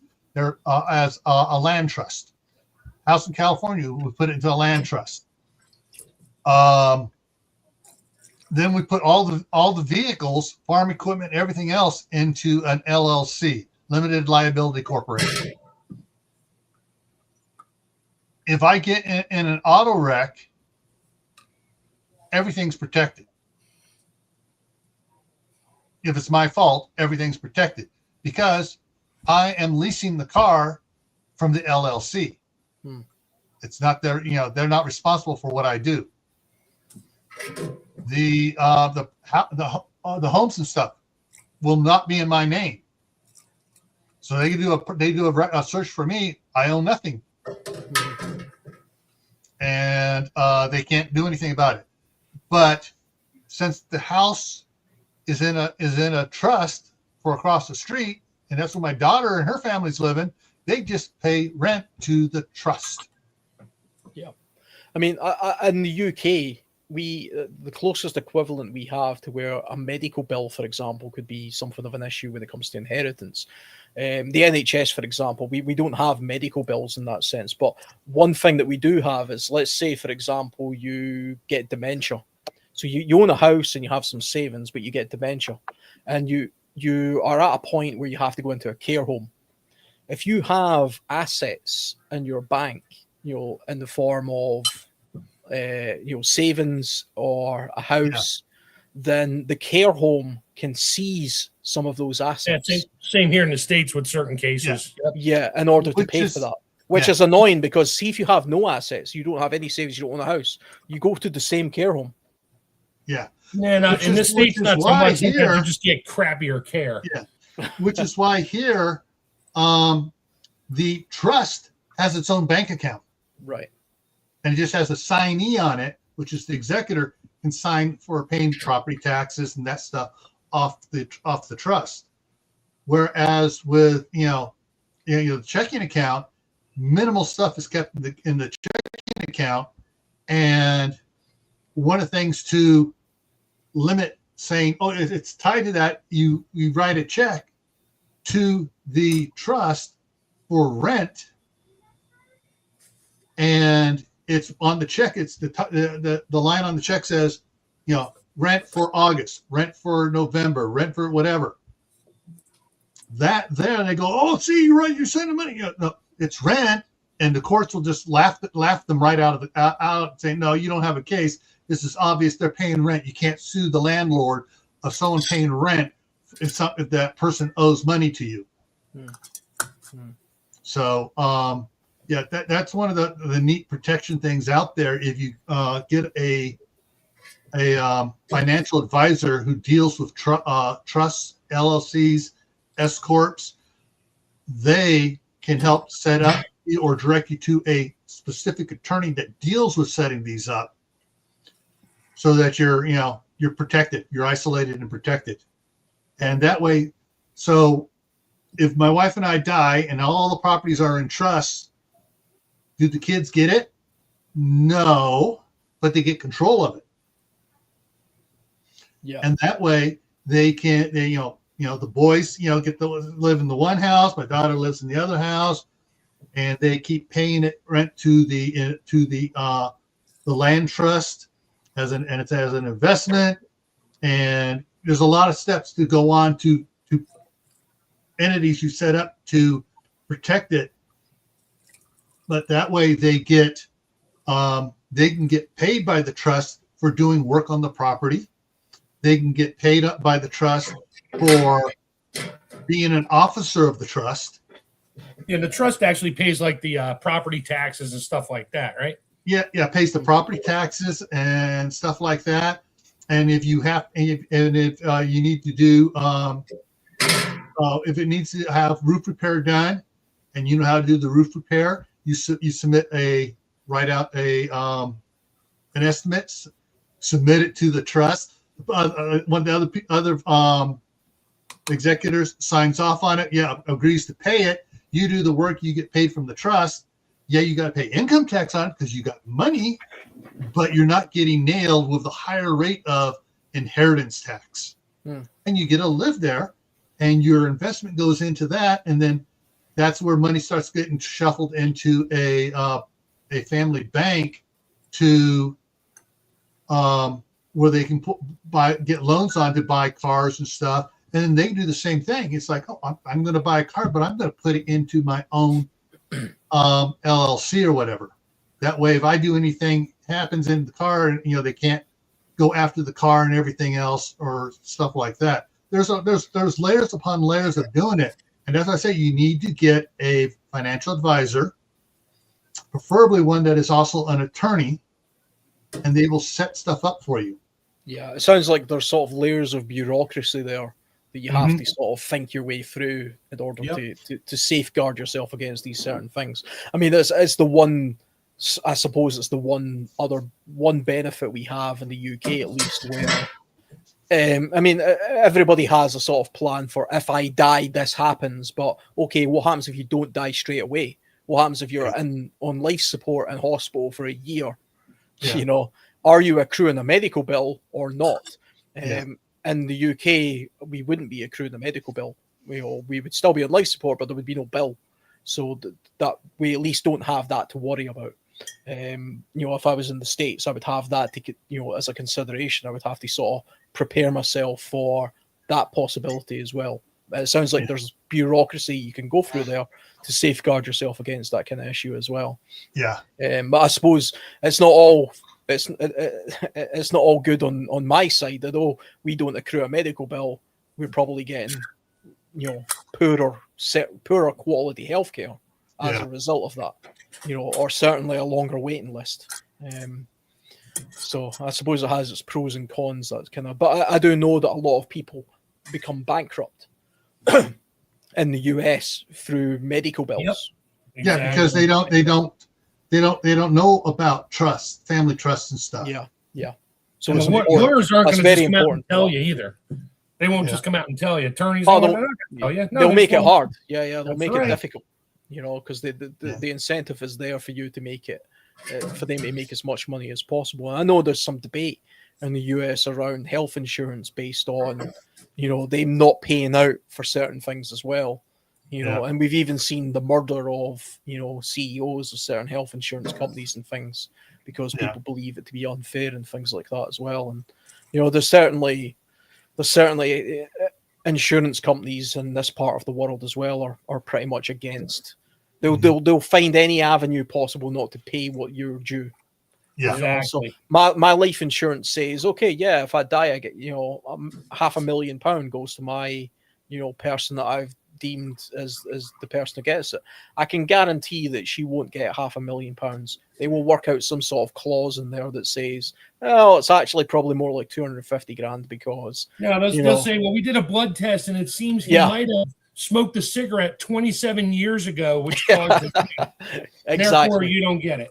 Yep. Yeah. Exactly. There'll be some sort of way that they try and wiggle their way out of that kind of stuff. So it's definitely something. Yeah. Okay. I think we covered that. Yeah. The next one is life insurance. I actually have a life insurance through the union. Yeah. Let me see if I got to pull something up over here. I'm not going to share it, but I got information. Their life insurance here in the U.S., you want to talk a web. Yeah. But let me see if I can find something here. There is a particular type of life insurance, which my wife and I wish we had known about back when we got married. What, term? No, not term. Term is not a good type of life insurance. No, because whole life sort of is, but you're not making that much money on it. But yeah, well, I got a whole life policy, but we wish we had where is it here? Okay, it is a permanent life insurance policy index, also called a universal life insurance policy, and basically that is a really cool thing to get when you're young. And you can keep increasing it as you grow older. And money you pay into it, say I have it for $5 million and I get it. I can immediately turn around and take a loan against that, tax-free loan, take out $1 million, buy a house, and pay the loan back interest-free to the life insurance policy instead of to a mortgage lender. Yeah, because you're paying yourself back, like borrowing from a 401k. I'm paying the loan back, and most insurance companies are not allowed by law to advertise it here in the U.S. But if you ask them about it, oh yeah, but you got to make sure that you write it up exactly as a permanent life insurance policy type, IUL Index Universal Life Insurance. And like I said, if you're under 35, this is the type of stuff, something to get here in the U.S. It just works so much better. If you have if you're older, there's some of these guys doing the financial advice, talking about it on Facebook on their short reels. They say get with a financial advisor and an attorney to do it right. You can increase it each year, or you can do a lump age prospect for it, because you got to be able quote be able to pay off the money into it. So, but yeah, it's tax free to borrow against it. And if you borrow against it, if you borrow the full amount against it to do something and you die, guess what? It was taken as a loan, and your family now has it, and there's no inheritance tax placed on it at all. Isn't it a case of if you take a loan out, say it's a $10 million policy, I wish, and I take $1 million out in my name only, and I die, doesn't that count as income tax at that point because you didn't pay the loan back? Nope. Okay. It doesn't count as income tax because you still have the debt now. That it's argue you have debt that can be paid back. Now, if it's a policy on both you and your spouse, and you take it out, you die, she still needs to pay it back, but it's interest free still, just like just as you were before. But having some sort of life insurance policy is essential. When I bought my first house, a month after I bought the house, I got a life insurance policy for $200,000. I only paid $143,000 for the house, but I got a life insurance policy for $200,000, and my parents were the beneficiary because they could then take and use the life insurance to pay off the loan on the house, and they were designated as the recipients of receiving the house. So then they would get the house paid off without having to use any tax money for it. It was kind of convoluted to do it, and it worked. I didn't die. It would have worked if I died, but it worked for that type of purpose. Well, then a year later, I got married, and I changed the beneficiary to my wife as primary and my parents as secondary. And then 2 years later, she goes, "What's this? What's this coming out of the checking account? $58 a month. Oh, that's what this is." She goes, "Oh, maybe I ought to get a life insurance policy too." And she did finally. And so yeah, our life insurance policies list each other as primary, list our daughter as secondary, our oldest son as tertiary, and then our last son. So everyone's listed as who gets in charge of the money first to distribute it. And they all know it's supposed to get divided evenly. But if my daughter dies, I gotta check my wife. I gotta check my wife on this to find out what, because we have an insurance policy on all of our kids as well. And are we still the beneficiary on the kids' insurance policy, life insurance policies? I think we are. But basically, that's a $25,000 life insurance policy, and that's just to cover funeral costs. Which is another thing. You have kids, get an insurance policy on them, and if you get it when they're really young, it's like $5 a month for $25,000, or $5 a year. I mean, it's ridiculously cheap when you get it on them when they're under 5. And it does not. It's locked in. The price never goes up because it's over their lifetime. It's supposed to more than pay for itself. But yeah, that's something to get. But some sort of one of those universal life insurance indexed universal whatever type of life insurance I was talking about there, that is one that you can, it's not the normal ones. You got to ask about them, and that will comes out like a interest-free, tax-free thing where you can borrow money from. Now, I'm not sure how it is there in the UK. If you have anything like this, you didn't need to talk to the insurance agent there to see if there's any sort of thing like this there as well. I think there is something similar in the UK. I mean, the way that I do life insurance is funny, actually, because I got a letter today, which is literally my renewal for my life insurance cover. For it comes in every year and tells me how much I'm paying and what I'm covered for, etc. But I mean, the way I do it is usually every 3 years, every 5 years, when the renewal for the mortgage comes up, I have a financial advisor that looks for the best deal for the best mortgage, but he also looks for the best life insurance policy and the best insurance policy. So he looks for all different things. He gets a little kickback for that service, but he is usually able to find a better deal than I would otherwise be able to do if I was just doing it myself on the internet. And then I renew it sort of based. So it gets done all at once, and then it kind of rolls on for a few years, and then after a few years, we look at it again.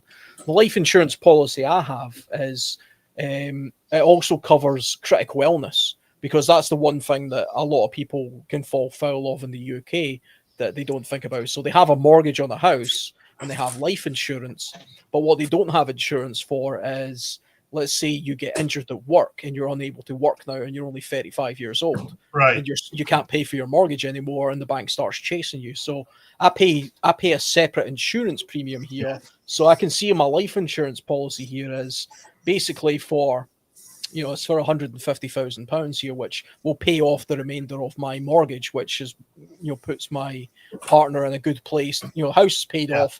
It leaves a little bit, it pays for the funeral and stuff. And also we have something like that here too. Thing. Yeah. That when you get a loan, the loan company requires unless you put up like a 30% down on it, they require an insurance policy which they roll into the loan called mortgage insurance. That if something happens to you, death, unemployment, whatever, that it pays the mortgage. Yeah, I mean, one thing you can do, I remember because what I used to do when I owned my first flat, I took the very bare minimum insurance. And the idea of that was that as the value of the house, the value was okay, but as the value of my mortgage went down, I paid less towards my insurance because I wouldn't have to pay as much out in order to cover the cost of the loan. Yes. And so I was paying a little bit less as it goes, but of course your payout becomes less and less by doing that. And when I moved into this house, I've changed that now. So it actually goes up a little bit now every year. So that means that not only is the house paid off, but there's money left over to, pay for the funeral, plus, get on a good footing and a little bit of inheritance and stuff like that. Yeah. And also included that critical illness because the kind of industries I tend to work in, I could get very badly injured where, so I'm not dead, but I'm not working. And, I can't rely on my job paying out enough money for me to cover the cost of the mortgage. So it's like it's done by the same company, but it's a separate payment. Yes. So I can see here it's £26 a month I'm paying for critical illness a month. And I'm paying £11 for the life insurance. So the critical illness is double the amount of the life insurance, because I suppose that at my age, 41, and in the industry I work in, there's a greater chance of me being critically injured or ill, or getting cancer or something, than dying. That's how the insurance company at least has worked it out. So I pay more for that. Yeah. But it gives me the best of both worlds. And I also pay, just because we're talking about it, I pay 40 pence on critical illness and 42 pence on the life insurance as a waiver, so that there's no additional cost there. Yeah. So I don't have to pay anything out of my own pocket or anybody else's pocket should one of those two things happen to me. Yeah. I mean that's just basic good financial hygiene. I think everybody, if you own a house, at least that's certainly something you should have. If you have children, then I think you absolutely need life insurance. It's almost selfish not to. Yeah. In my opinion. Yeah. a little bit more on life insurance. If you're a renter here, they have renters insurance here in the U.S. I don't know if they have renter insurance there. Where if I'm renting a house, I can insure all my belongings in that house, and it's covered against a bunch of things, including something wrong with the house that causes damage, such as a roof leak, whatever else, or a fire caused by something wrong with the house.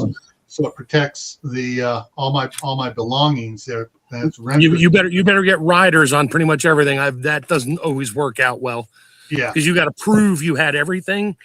You know, my VCR, and it's like, well, we don't know you had a VCR. Do you have a receipt? No, it burned in a fire. Sorry. Yeah, and in the UK, it's called contents insurance. So same with renters insurance. But back in the day when I rented my flat before I bought it, I had contents insurance, and it doesn't. It literally just says how much do you want? How much would it cost to replace all of the contents of your property? So if you say, okay, it would cost £20,000, that's how much you then are saying that you want. So then they'll give you a number to say, okay, you need to pay us £4 a month or £10 a month to cover you for £20,000 payout. Right. But they will say, is there something of high value specifically you want to insure? So that's jewelry, a TV, a bike that costs $2,000, something like that. You can individually specify items. And always read the fine print, because it doesn't mean it's covered for anything and everything. And that's where it's a legal thing. So none of us here are freaking legal anything. No, we're just talking about our experiences. So we'll go with that. Accidental cover is something that they try and sneak in. So you have to say over here whether you want to be covered for accidental damage. So the classic case is a TV. So you can be insured for a TV, but are they talking about the TV just going kaput? Or are they talking about the kid throwing a golf ball at it and it smashing? Because, those are two different kinds of damage then. Yeah. And so you have to say, yes, accidental damage as well, including that. That's where in the States you have to buy it from Best Buy, because you can get Geek Squad protection against anything. And my daughter she does something for Best Buy. And she's like, oh, yeah. She's like, you buy a cheap keyboard, get Geek Squad protection on it, because sure as heck, in about a year, it's going to, one of the keys is going to stop working. Just bring it in and give you another one. There's no deductible. There's not. And if they don't make that model, they give you the next available model. And because she works there, I get Geek Squad. Like if I paid $20 for a computer keyboard, not that I would need one, GSP is like $1 for 3 years. So yeah, in 2.5 years, and it even protects you if you dump a soda on it. Just bring it in and say it's all sticky in there. I think something spilled on it. Like, oh, okay, here you go. Here's another one. I mean, it's a backwards racket. It is what it is. Yeah. It's kind of funny, and it's funny because she used to work at one of the stores, and she'd go up to the counter and get a bag of chips and a soda, because they sell that there in the little coolers, and they would literally ask her, "Would you like Geek Squad protection on your soda?" She's like, "Well, how much is it?" She's like, "They're like, it's a penny." She's like, "Sure." So she did it one time, and she went up there with a half a bottle of soda because it got warm and flat. And she's like, something wrong with this soda. So they literally put it through the system and gave her another bottle of soda. Yeah. I mean, the thing about insurance is definitely a bit of a racket when it comes to a lot of things, because I did hear it once. I mean, we're talking about contents insurance, for example. So let's say back in the day where I had that flat and I said, okay, everything in my flat is worth £20,000 and I'm going to pay an insurance company £7 a month to safeguard myself against all of that. Now, the prospect of me losing every single item in that flat is pretty low. I mean, the whole house would have to go on fire in order for me to lose everything in the house. So would I be better off just putting that £7 a month into the stock market, into the S&P 500 or something? And then over a period of 10 years, I mean, how close to that £20,000 would that be? It's like, you could start thinking about it that way, but it's kind of like pet insurance as well. Like Mike was saying earlier, pet insurance is expensive. Vets over here cost an absolute fortune. That's not covered by the NHS. But would I not be better off putting £50 a month into a savings account that accrues interest, rather than give £50 a month to an insurance company where I accrue nothing and I'll have to argue with them about the cost of something should I need it? You know?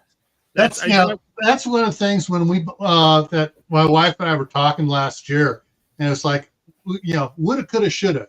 if we'd known that we would have had no claims on our house for the last 36 years, Yep. if we taken all that money and put it into a Roth IRA, we would have a couple $1 million probably. Yeah, but that's the what if, and you don't know. Yeah, and what you'll if? never know. Yeah. Yeah. So I forget what I was going to say there. Oh, so Yeah. I used to, when I worked at the Ford dealership, I worked a lot with the insurance adjusters for car accidents. And they would come in and I'd have to put it up and show them things that I found on the mechanical side, not just the body, that, frames bent here, axles bent, all this stuff. And I did all the mechanical stuff for them. And they would come in and I'd be going over stuff. Meanwhile, it was a truck that slid off the road in the snow and landed in a ditch and absolutely totaled it.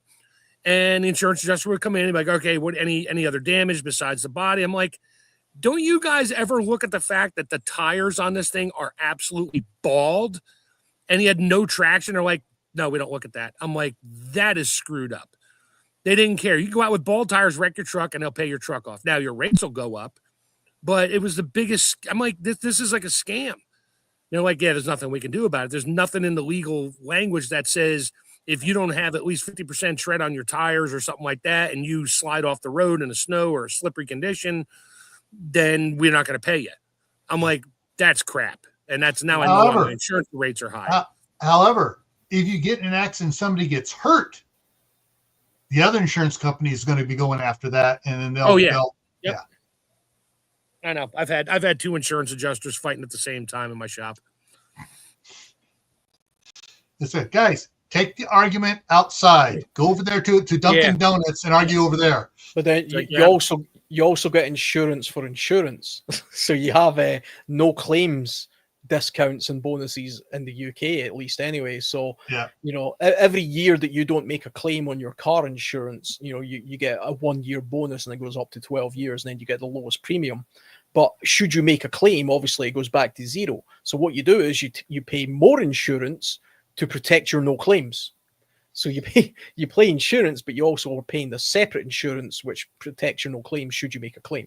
So it's insurance, which everybody pays, because nobody wants to lose those no claims, because the difference between having 1 year, the difference between having 12 years no claims on your insurance and having no years no claims is astronomical. It goes from you go from paying £200 a year for your car to $7,000. It's right. It's that wide. So of course everybody's going to pay for the protection of no claims. Yeah. I'd love to address Diggs what he said about his keyboard, but I think there's a few women in the and I have a joke. But I'll tell you four later when we're off the air. I know exactly where you're going. No, you don't. You never heard this joke before. You'd be having worked construction and law enforcement. There's not many jokes I have, and having a bunch of relatives in the military. I don't think there's a joke I haven't heard. All right, fine. You can leave then. I'll tell the other two. And the last question then. Who gets your preps? My daughters will fight over it. The Donkey Sanctuary. Yeah, the Donkey Sanctuary gets all the freeze-dried apples. Yeah. Who gets your preps?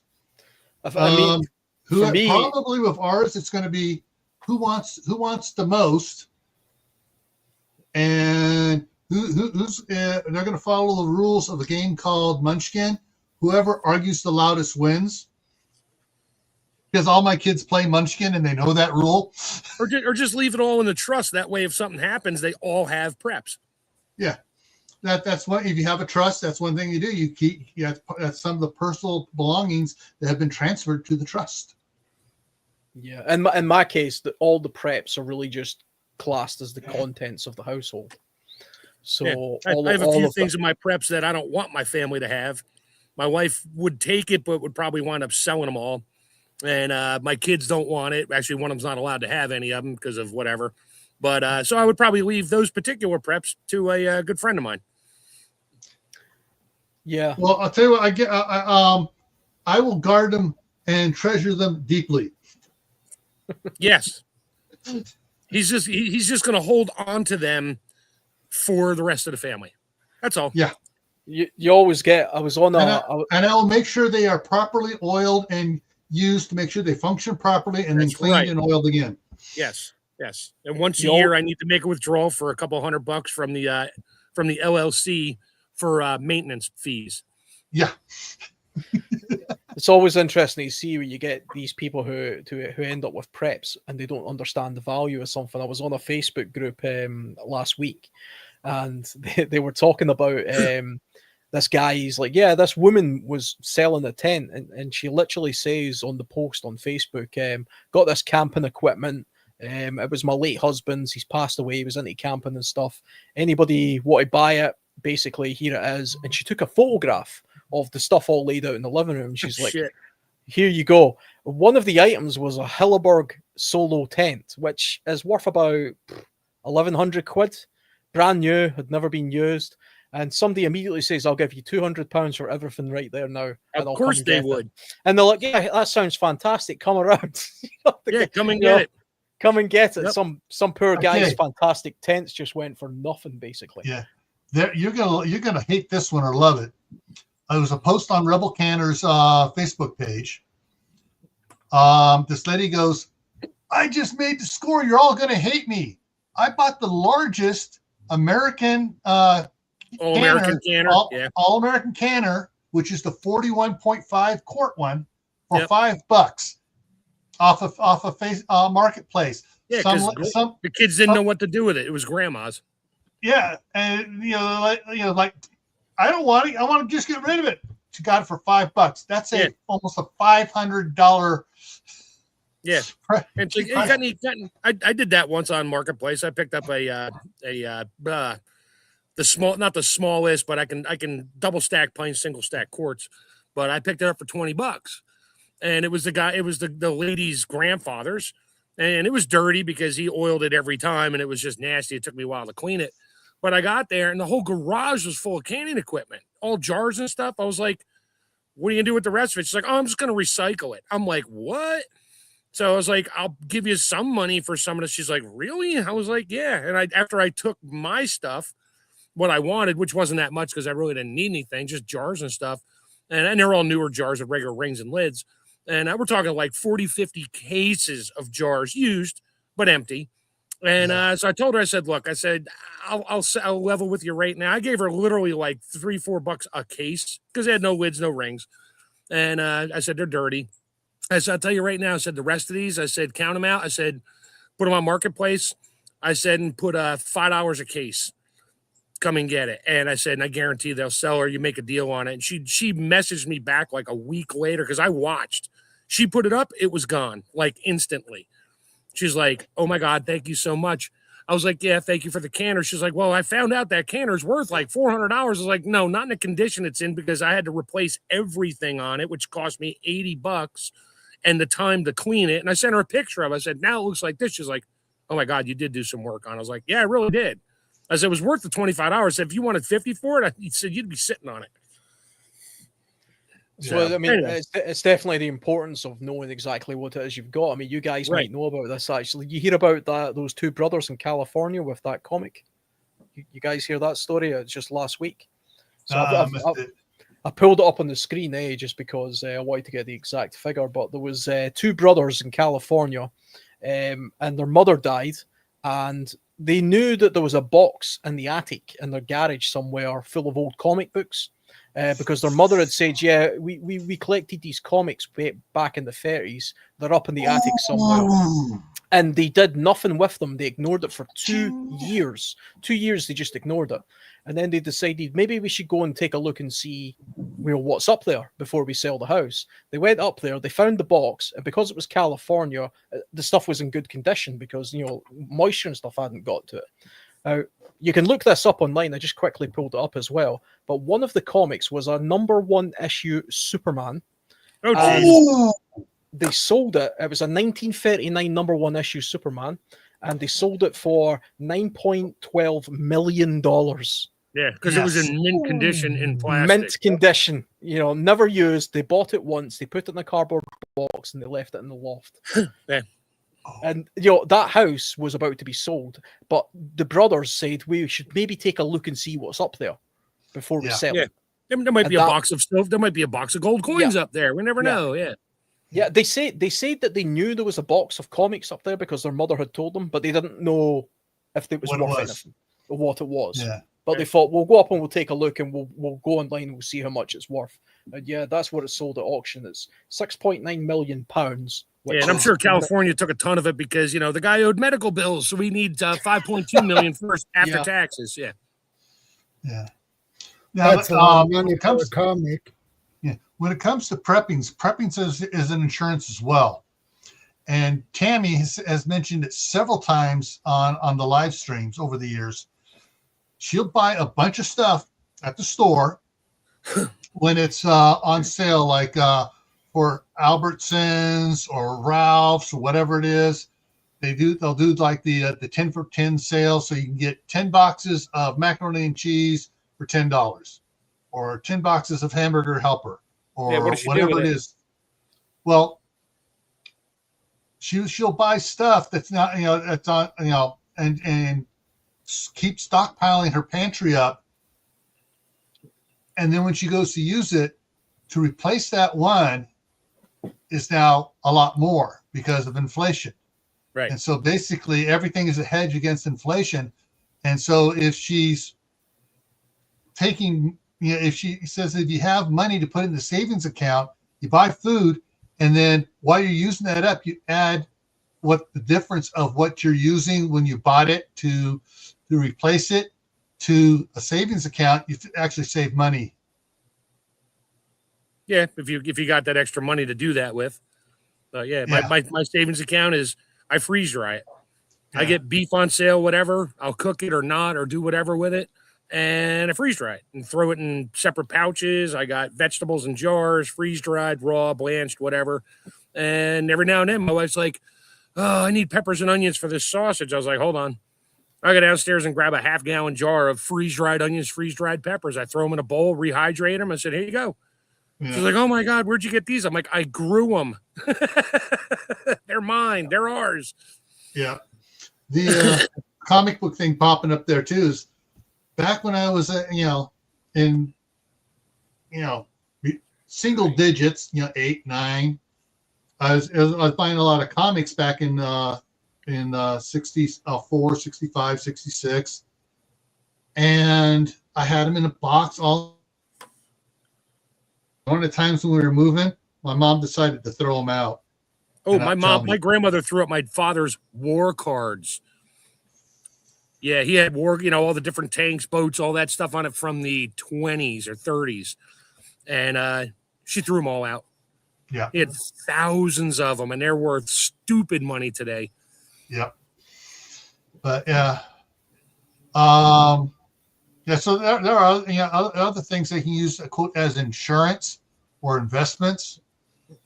But so the value of what you put into your preps can turn around and support you later for things. My sister, one of the things she did, they had like three years of food storage, and she had quit working as a real estate agent because she was taking care of Mark, Jenny, 5 bunch kids. Of family members. Yeah, had 5 kids, and then her husband was working for his dad's company, and his dad decided to sell it, and the owner fired all family members. Of course, the company went bankrupt. The company went bankrupt 3 months later because he fired all the talent. Yeah, anyways, he fired everybody that knew something, but whatever. Mm-hmm, yeah. So he was unemployed for 6 months trying to get another job because he got fired. And I tried to say, the guy, fired everybody. He went bankrupt, But so they lived on their food storage. Yep. As insurance. That was insurance. It was, against, it wasn't SHTF. It wasn't Tawaki. It was, an event that they. I've always said that the number one thing I prep for, if I don't consider myself a prepper, but the one thing I do prep for is unemployment, because at my age, that's my biggest risk. If I suddenly became unemployed and found myself between mortgage payments, which has happened to me a few times in life so far, that's what I'm preparing for. And there's nothing worse than being in very lean times for a couple of months where you're trying to find another job and you're behind on the bills and having to worry about literally buying food. So that's what I prepare for, I suppose, in the short term, and everything else, is kind of a bit of a hobby, a bit of a sort of long-range forecast, a little bit of very long-range planning. But ultimately, you should really just prepare for the thing that absolutely is the most likely thing to happen to you at that point in your life. Yeah. Because that's the smart thing to do, I think. Oh, was that the last question? That was the last question. Uh-oh. We got 2 hours to go here. I know, an hour. 47 minutes. Oh, whatever. Something's wrong with your clock, dude. My computer literally says it's 5:10 p.m. Yours says it's like 5:12 or 3:12. 5:12, yeah. Yeah, something. I don't know. Oh, you're looking at a clock on a wall. What does your computer tell you? 10 3:12. 3:12. But the other computer here says it's 3:06. That's because they're not hooked to the internet. But anyway. Well, they're hooked to the internet, but it's when the internet started changing times, a lot. I disabled the automatic update because it was always updating wrong, wrong sometimes. Okay. Yeah, my phone and my computer have the exact same time, and a minute changes within a millisecond of each other. All right, one thing here before I forget, I want to get something here up to put out here. So your success and can't even speak here. Succession plans for your family and stuff, for land. Don't forget cars, especially if you have collectible cars, motorcycles, QQs, tractors, whatever it is. Make sure that you have stuff designated, even if it's all paid off. Make sure everybody knows who gets it, and don't just make one copy. Make multiple copies. And some of the things you could do just if you know there's going to be a fight over something, send both of them a certified copied letter of it that's been notarized, so they know who's getting what, and they can't go, oh, well, I'm supposed to get it. And they all both know that the other one has a certified letter, so they can't argue about it come time. Yeah. That's the only thing I haven't added to our will yet is my property and the tractor and all the other stuff I got out there. So I gotta stop in and just have an addendum put on it, because wife and I talked about it. May not leave the property. Well, we might leave the property to just one of my daughters, because she'll probably move there and use it. If not, it goes to my niece, because she'll come back from Colorado and move on and start a farm. Yeah. Okay. Control C. What's up, Bob? Oh, trust me, even if you put everything in writing, the savages will fight over it. Trust me, people are greedy, man. Yeah. Well, that's what your relatives become when you die or a loved one dies. They become animals. And I've been through it. I was executor of my mom's estate, and the ones who do the least, who never visit that relative, who never help them out, want the most, and they want everything. That didn't happen with my mother, fortunately. And it was actually it's a hysterical story. My sister tells it all the time. We're both sitting at my mom's dining room table, going through the will, going through stuff, whatever paperwork we could find. The first day we're up there, and I'm reading the will, and I'm reading it, and I'm flipping pages back and forth. And she's like, "What's the matter?" I was like, "This literally says that you are the executress for the estate." She's like, "I thought we were both." I was like, "Not according to this." And she called the lawyer real quick, cost us $50. And they said, "Oh yeah, Cheryl is she's the executress." I looked at her, I stood up, I said, "See ya." And she, of course, I wasn't going to leave because I knew she would take care of it. And the two of us, we did everything. I did all the grunt work. She did all the paperwork. And she took her minor fee. She didn't even want to take a fee. And I said, "You're allowed up to 20%, right?" She's like, "I know, but we're going to split it anyway." I was like, "I know, but I was fighting for her."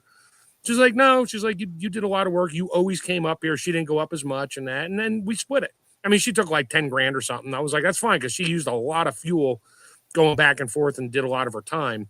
So I'm like, yeah, take it. And but that's the good thing, is we get along so well. There were no, I want this. It was more like, do you want this? Like, no. Do you want it? No. Throw it in pile for the auction. Or we did fight over beer steins. I was like, these are supposed to be mine, right? And she's like, no, Mom said they were mine. I was like, no, literally, Mom and Dad both said they're mine, because you don't collect beer stuff. I do. She's like, all right, well, I'll take the broken one. It had a broken pewter lid on it. She's like, I'll take the broken one. You can have the good one. I was like, okay. So that was the only fight we had. And she still tells that story, and people were amazed. They're like, your brother didn't fight you for more money? She's like, no, why would he? It's like, oh, my brother. And just all the stories we're telling now. It's like, they come out of the woodwork. They do. Yeah. They do. And they even sued me. What happened to my mom's money? I said, I can spend it all on her. What do you think? Oh no, and eventually I went. My brother called me. Yeah, that's what it came down to. You stole it.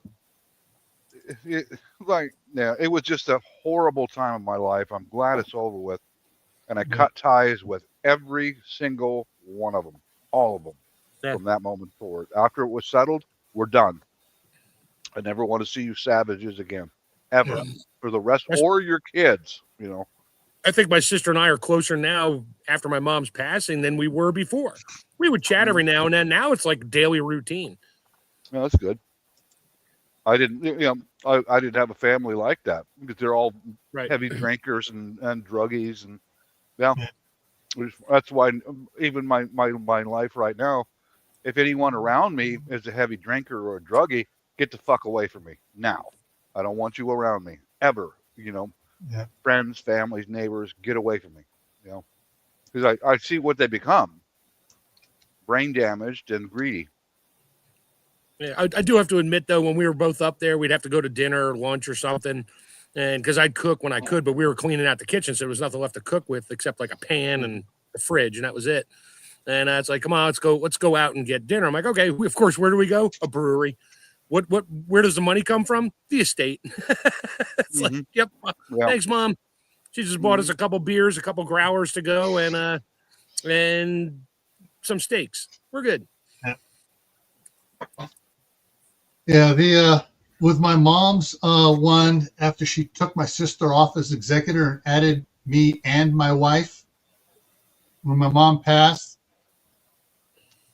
my sister came in. I'm the executor. What's the date on that?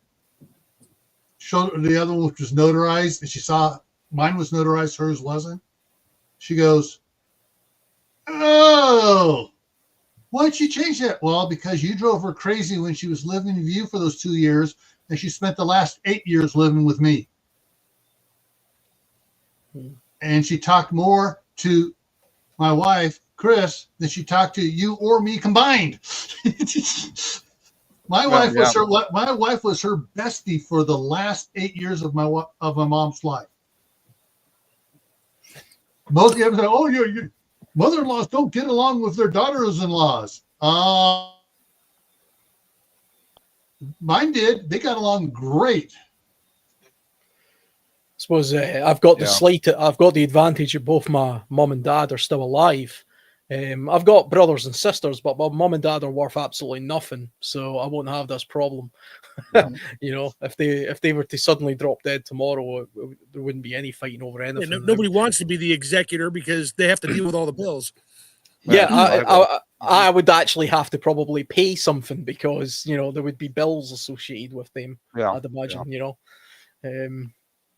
But that is just the way it is with a lot of people, I think. Yeah. Hang on here. Let me get this here back up. So there was a comment earlier about they upgraded it. So there was an earthquake earlier that was a 6.7, and I forget who said it was. Said it was a 7. The USGS finally upgraded it to a 7-point earthquake up on the Alaska-Canada border. Right where the line, where Alaska kind of follows the shoreline there a little bit by Canada, and it goes straight up. Right at that point where it goes straight up is where the earthquake was. So there's some bays up there. So I'm not sure how bad people were affected up there, but they just had a 7-point earthquake up there. Yeah, I saw that on the news. Yeah. No, yeah. People become animals, man. Well, here was the argument that my mom made me the executor and the durable power of attorney because she knew that I was the only one she could trust. Period. That was done back in the 90s, Yeah. I remember our family's attorney said, Bob, she didn't do you any favors. Well, but she's right. I'm the only one she can trust, And here was their argument after how I shouldn't get anything from my mom's estate, etc., because I used to go to the Philippines. It's like, hey, morons, idiots. I worked at Boeing. I went to work every day, and I went there once a year to visit my fiance. Hello. You could do the same thing if you weren't putting a bong in your mouth or drink it every damn day. You could do the same thing, but you don't. Yeah, he was pilfering her estate back when she was still alive. Like, you fuck. Yeah. Then when my wife got here, my wife and I took care of my mom, literally, physically, everything. And then she's such a brilliant woman. I love it. Anyway. She's sitting on the sofa over there and going, and my brother was arguing. Mom was not in her sound mind and body when she signed you into as the executor. And my wife went, she did that in 1991. Jim, you're the oldest oldest man in the family. Why didn't she have you do this? And he just said straight out, it's because she didn't trust me. And I said, that speaks volumes right there. But here they continue, that's that druggy alcoholic mindset. Yeah. It's never my fault. No, not my fault. It's somebody else. Yeah. Hey, Shadow, how are you faring out after your issues you had there a while back? You doing okay? Yeah.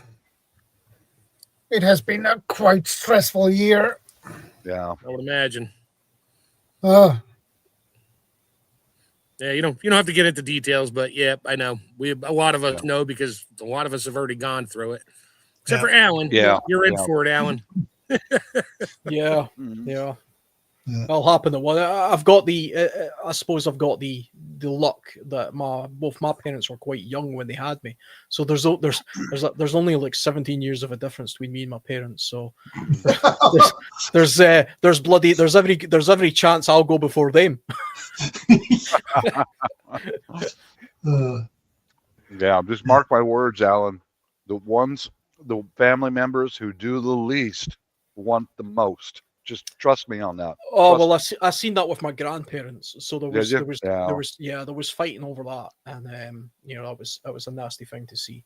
But hey, that's just the way some people are. Well, what I did take out of my mom's estate, was my dad's U.S. Army Air Corps uniform, his Class A uniform from World War II. And my little piggy sister turns to me and says, what makes you think you have the right to claim that? I said, because I'm the only veteran in the family.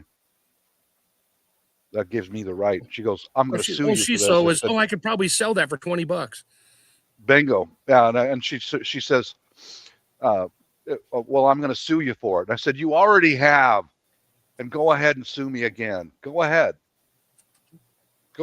My lawyer fees will come out of the estate. My lawyer fees will. So go ahead. That's why chances are very good I'll die in a far off distant land. And I don't care anymore. If somebody wants something from my estate, I'm not going to assign anything to anybody. I hope I die an absolute pauper. Nothing. Well, you can fake that real good, Bob. Just put everything into a living trust. No. And then they go, No. Let me finish my sentence. Because the way I look at it is reality. My kids are all competent people. They can get their own, like I did. Yeah. You understand?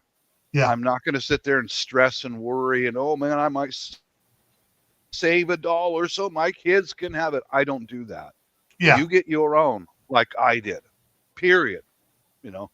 Yeah. But I'll be on the other side of the world. Yeah. You know, they can fight over it if they want to. I don't care. I'll be dead. You know.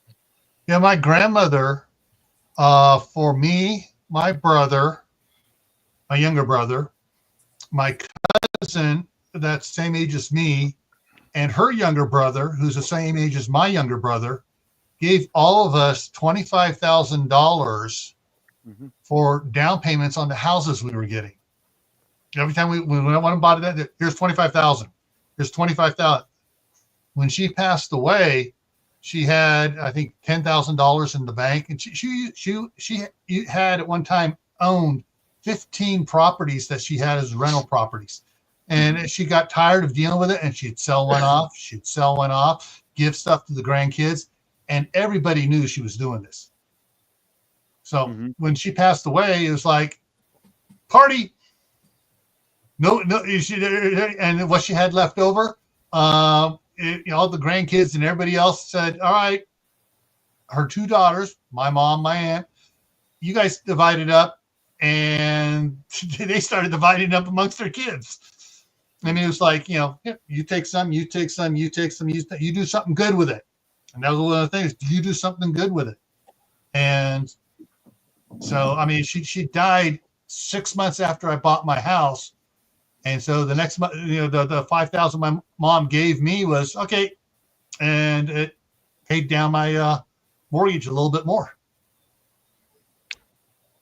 But, she gave us all a head start. And that way, like for me, when I married my wife, she saw what had happened, and so she started dumping more of her income into the house as well. So I'm doing the math here in my head. So my daughter was born in 94. Before she was 17, the house was paid for.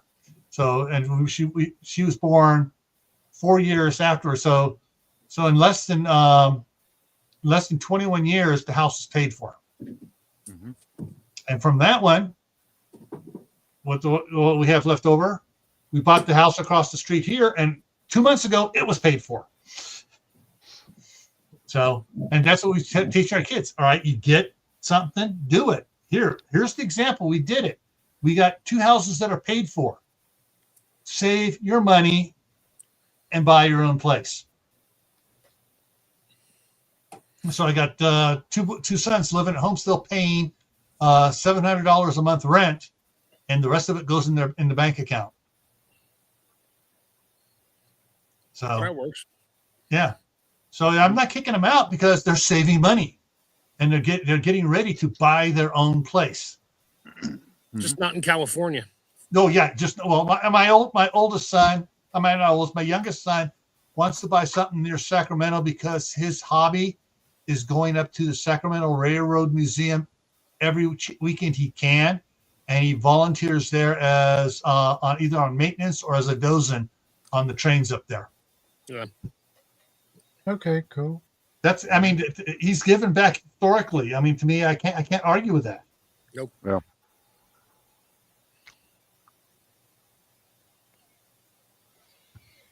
Yeah. Hey, let's get off the funeral stuff here because it's kind of getting depressing at this point. It does. Brings back a lot of bad feelings. Yep. Yeah. So, but yeah, just for those that have been coming in, I've seen a couple more names come in here. Missed the beginning of it. Yeah. Best thing you can do for getting things done, if you want to keep the government out of your business, or make a land. If you own land, get a land trust set up. Move the property into there. Yeah, that's what I got to do with my property. Yeah. Get another trust to cover vehicles and stuff in case you get in an accident and it's your fault by some fluke. They can't go after anything else because the vehicle is the only thing in that, vehicles are in that trust or an LLC C for a for property. Yeah, just talk to a financial advisor, preferably one that's a legal private financial advisor, because that's what they do. They save people money that way, and the more people they save money that way, the more word of mouth they get, and the more business they get. So they're very interested in saving you money and getting you set up right. So, Chef, you ever get that finish, that shower system finished at your cabin? Well, I got my we played around and tested making a water heater over the fire. That worked well, but the all the copper tubing I got out in the shop right now that I was bending that night. Oh no, it's still in the shop. I'm not going back out to the cabin. It's too freaking cold out there. Yeah, I don't blame I you. go out is for a day because I can throw a bunch of logs in my wood stove, but it'll warm up the air, but the thermal mass in there takes days to warm up. So it takes like 2-3 days before it's comfortable to sleep in. So I'm like, wintertime, no, not happening. I won't even go out there for a night.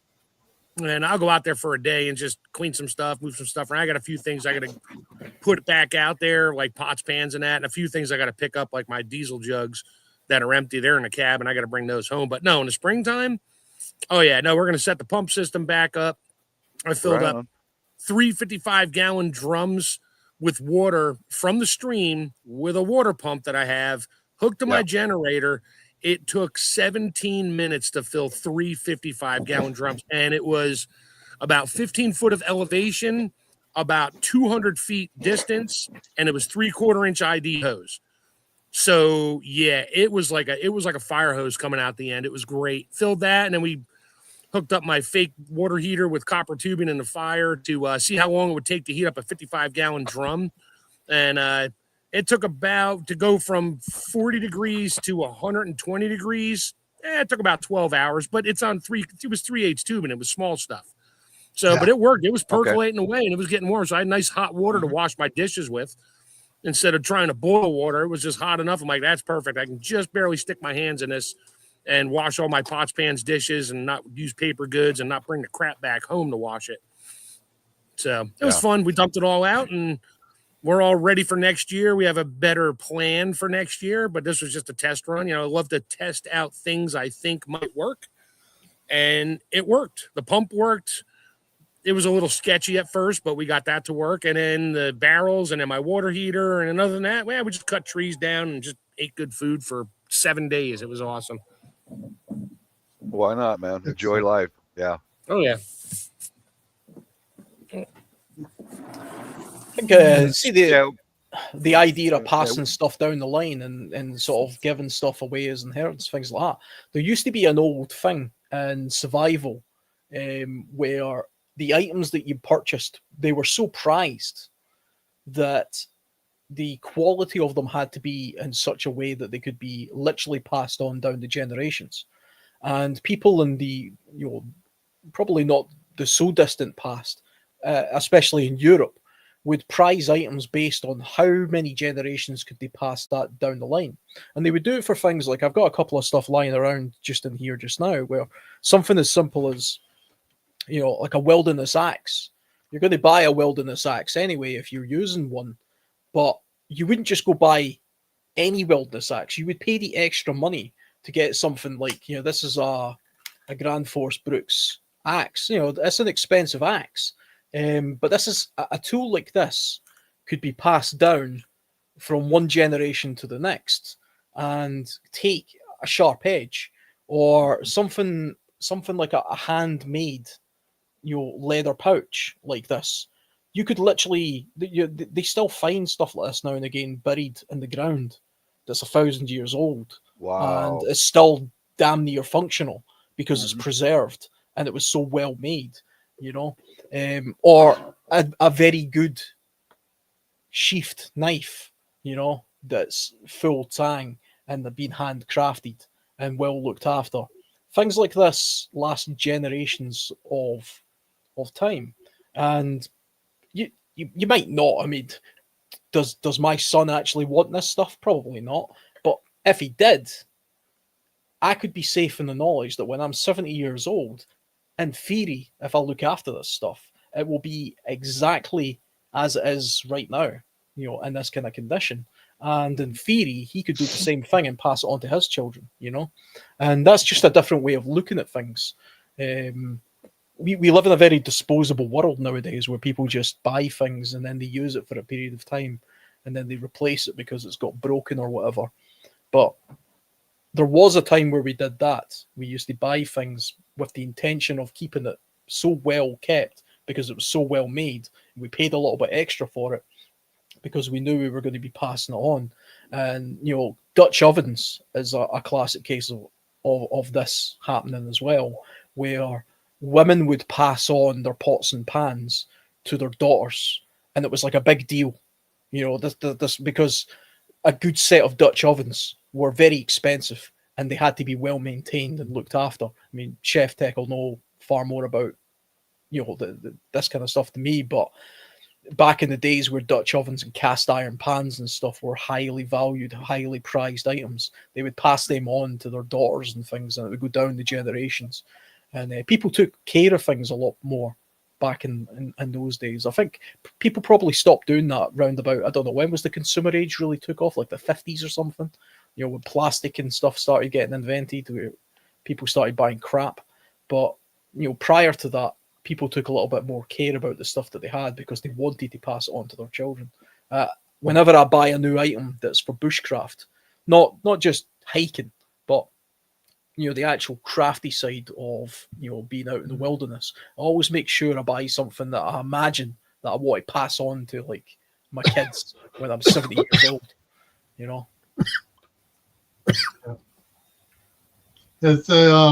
When my grandmother passed, she passed down to my mom her big, huge, heavy aluminum fudge pot. This is like a 2.5 gallon pot that she used to make fudge in. When my mom was she's getting up in her 80s, she gave that pot to my wife because she was still using her own fudge pot. And she goes, and because my wife was making fudge a lot too, and she goes, when I die, I want you to come down here and get this and take it before anybody knows that I'm gone. So my wife has my grandmother's and my mother's fudge pots. And those are heavy duty, good quality fudge pots. I got all my mother's canning supplies. My sister wanted no part of it. She just wants my canned goods. She's like, hey, bring me pickles, bring me this, bring me that. Okay, give me my jars back because you know who they belong to. She's like, yep, they were moms and grandmas. So, and that's the sound of a pressure canner going right now, jiggling in the background if you're listening. Yeah. Nobody wanted my mom's All-American 23 quart, and so it got left up in the loft of my shop in California. And totally spacing out 5 years later, 6 years later, that it was even up there. My wife was talking about canning, so I went out and bought her the exact same thing, brand new. Then when I found that one, she goes, that's looks like what I have down there. Yeah, I guess I'll take this one to Idaho. But yeah. So that one, the one that was my mom's, will get passed on to my daughter because a good friend of my mom's and mine and my wife's from church, when she passed away, her husband gave my wife all of their canning stuff. So we have 3 of the All-American 23 quart canners. That's good. Yeah. So, the idea of sort of passing stuff down to your children. I mean, at one point it was almost religious the way people used to do it, and in this country, people used to pass down things like their weaponry. Like their sword would go from father to son, and so on, and all this kind of stuff, and some of the clothing that they would have as well. So you would have like thick handmade woolen clothing that would be passed down from one generation to the next, whether it be like in the form of a blanket or some sort of cape or kilt or something like that. You know, it would go down through the generations, and you know, as people had a lot less in those days, things like that were very prized, and if everybody was a little bit more like that, where they passed, they made or purchased things of high quality that had longevity, and then they maintained it and passed it on, you know, the world would be something of a better place, I think, and we wouldn't live in a time where, you know, you would just buy stuff and throw it out after a fairly short period of time. A lot of waste. We live in a very wasteful society, I believe.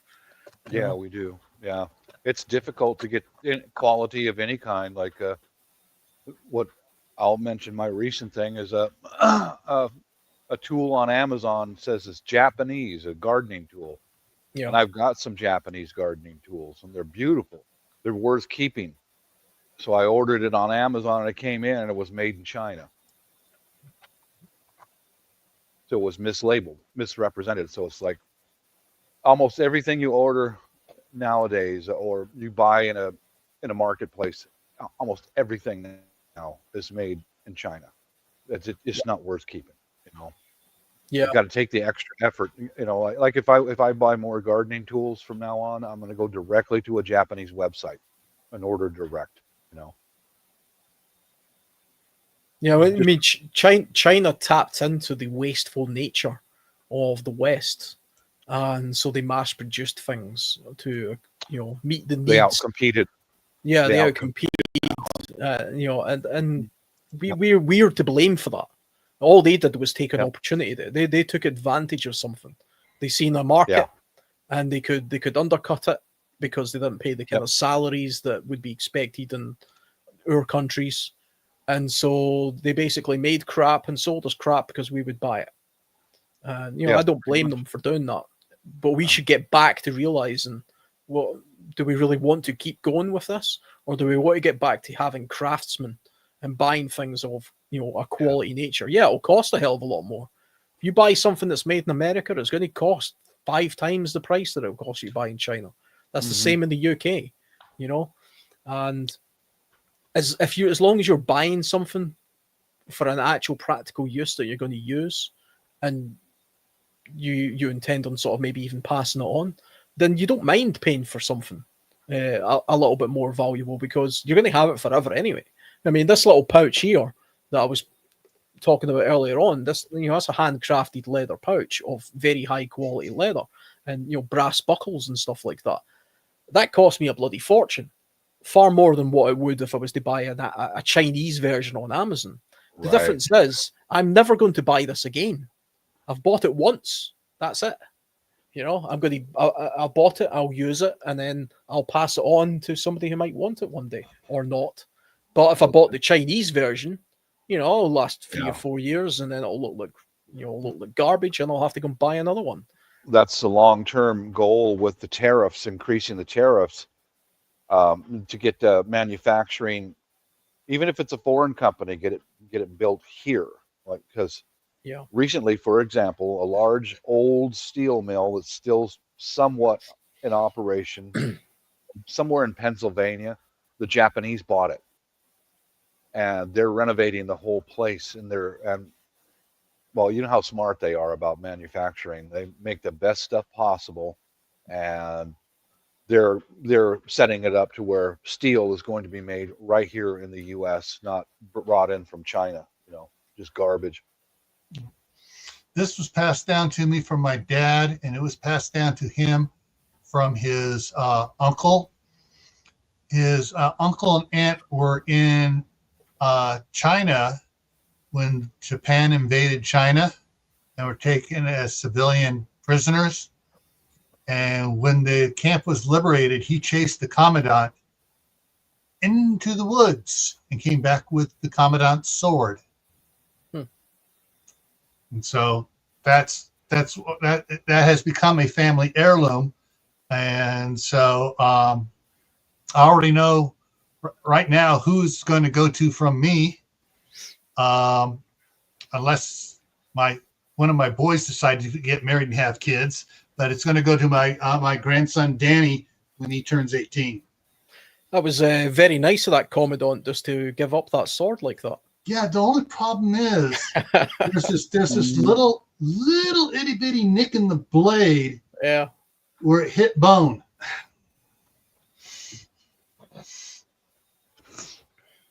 Oh, he made his kebab of him. He voluntarily gave it up. He gave him a free ticket to see the afterlife. Yeah.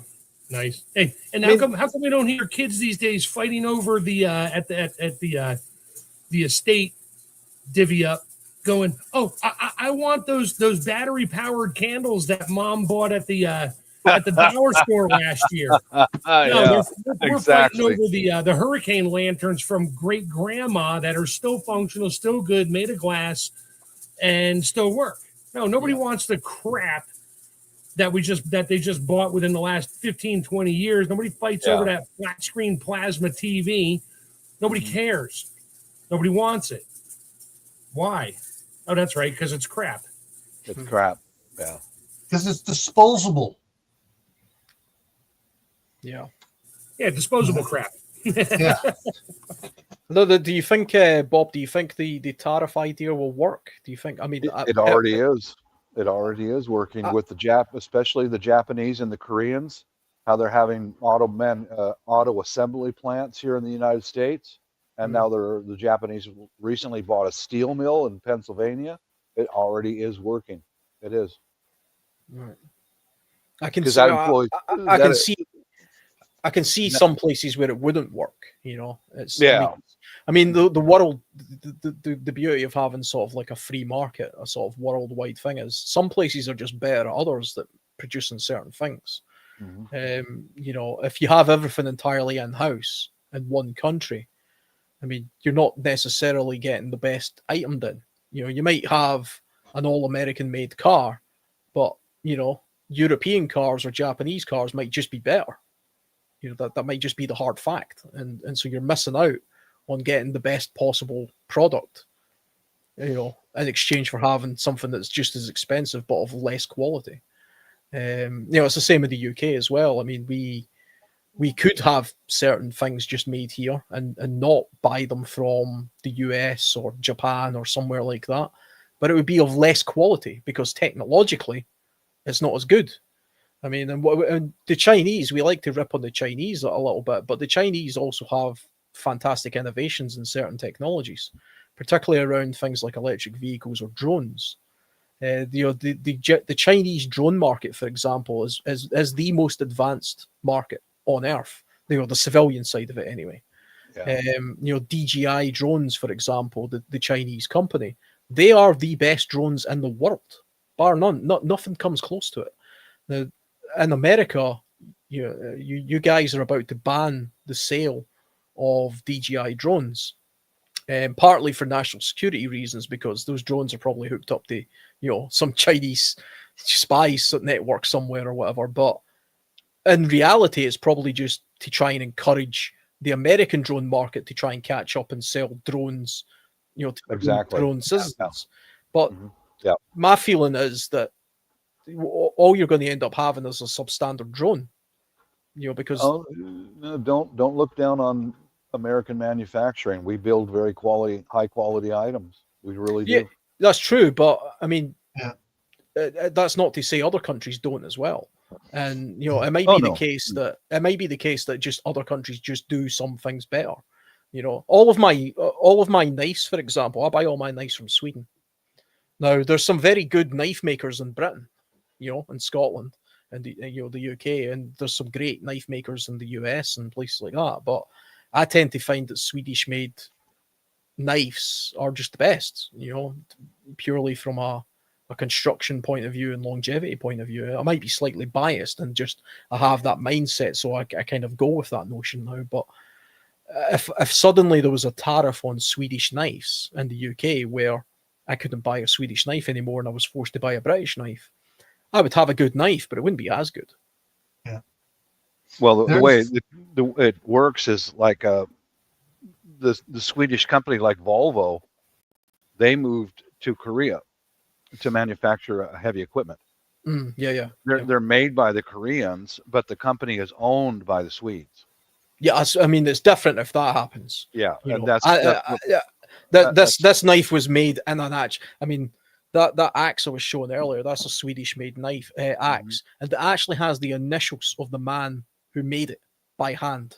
And you can look him up on their website and see a photograph of him and his bio, and tells you everything about him. You know, that's how detailed you know they are with the craftsmanship to those products. Yeah, you know, I could buy an axe on Amazon that's made in China that looks exactly the same, made of the same metal and has the same wooden handle, but I don't think it will have been made with the same standards and the same quality and the same craftsmanship as the person who made it.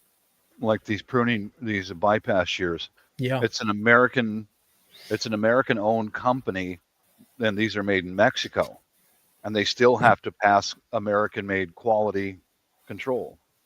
You know, if countries like China, if I buy these made in China, they pass Chinese quality control, and it's not nearly as good. Yeah, it's not as good. Yeah, and if the tariffs continue, I'm hoping that that company will move manufacturing back here to the States. You know? Yeah, that's the long-term goal of the tariff. Yeah. However, there are certain things that were never made here in the United States. This quality-wise, what comes to mind is, and I'm saving up money so I can pay for it without the wife using it on me once I get it here, is a set of knives that are made by a Japanese knife smith. And when you order the knives from him, it takes 30 to 40 days for him to make the knives. It's all by hand. That's craftsmanship that is centuries old. Yeah.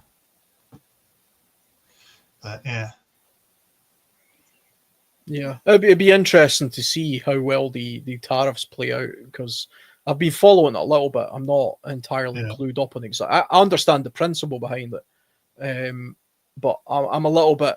I've been listening to Ben Shapiro a lot, and he's very much against the tariffs, and he's been explaining why. So, well, the problem with tariff back in American history, when Andrew Jackson was president, we had no debt. There was no national debt. Everything was paid for by tariffs coming into the country. Then the rich boys decided, hey, we need to get a piece of this money stuff, and they created the International Bank. And they bought senators and representatives to pass a law to eliminate tariffs and set limits on tariffs, and go to the international banking system, which was owned by Rockefeller and Van Horn and a bunch of the others. And so these trillionaires are making money off the national debt here. So the one thing that Trump needs to do, and he can't do it, is to eliminate or to override that law or get it removed that limits the amount of tariffs and eliminates the national bank, the international bank, and stuff, and eliminate the Fed. The Fed is it's called the Fed, but it's not really a federal agency. It's a private corporation called the Federal Reserve. They need to eliminate that. And then the tariffs would have immense change on it. That's part of the problem. That's what the tariffs, if they were used properly, in 10 years we could have no national debt.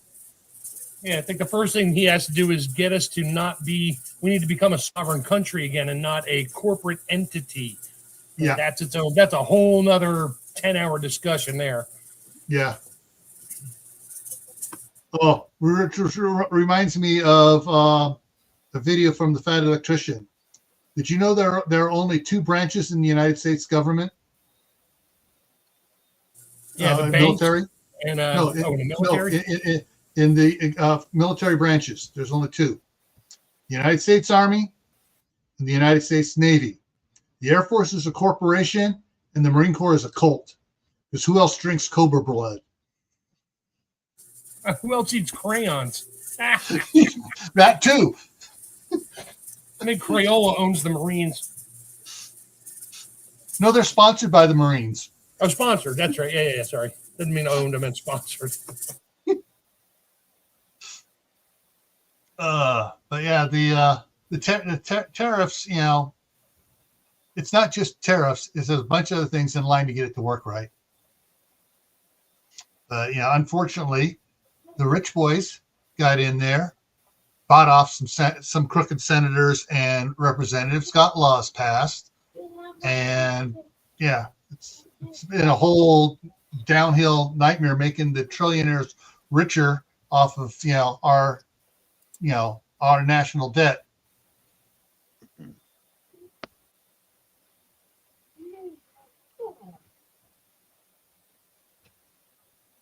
Cool. Yeah. Chef, you still there? Yeah, I just hit the microphone because I got a pressure cooker going in the background, making a whole lot of noise. I can't hear it. You can't hear the jiggling? I got a surprise for your raccoon friends in my backyard. Uh-oh, I think I saw the video. Yeah, I saw that. Yeah. I've seen that video. Well, this was I have a number. I get paid twice a month now, and every time I get paid, I get a couple more of those solar motion sensor lights, and some of them are reserved for going overseas. Some are in use here, but I set up along my back fence a whole bunch of them on almost every fence post back there, so that the little raccoons go crawling across the fence. I hope I'm there when they crawl across the fence, when they walk along and lights, And I thought the extra money every month was going into the A-10 Warthog fund to freaking put a bomb on me. Yeah. How about a cruise missile, man? No, but I hope I'm a fly on the wall when they crawl across the top of the fence. I either they're going to take off running and go to the next light and tink, I hope I'm a fly on the wall. I hope I can see those little guys. I think they're just cute. I think they're cute as hell, but I think it'll be funny to see. Yeah. Well, there was a reel on Facebook. So, someone had set out their Halloween candy out there with a animatronic motion sensor thing. Oh boy. Yeah, and a couple raccoons were crawling up there, and they went up and they touched it, and all of a sudden the skeleton starts going, and the witch starts cackling. The one did a backflip off the porch. The other one jumped back, hit the post, came back forward, jumped up, and attacked the witch. That was me. That was you. Scared me, but I made a mistake. So. You got to be careful. You may scare them so bad they don't do the flight; they do the fight response on your little lights out there, Bob. Yeah, we'll see. We'll see what they do. I'm hoping they're going to start stealing your lights here shortly. Yeah, probably will. My wife told me a funny story. She was coming home from work and it was dark, and there was three of them. Two of them crossed in front of her car in the road, and so she slowed down and stopped and let them go. And the third one got in the headlights and realized, oh, that's people.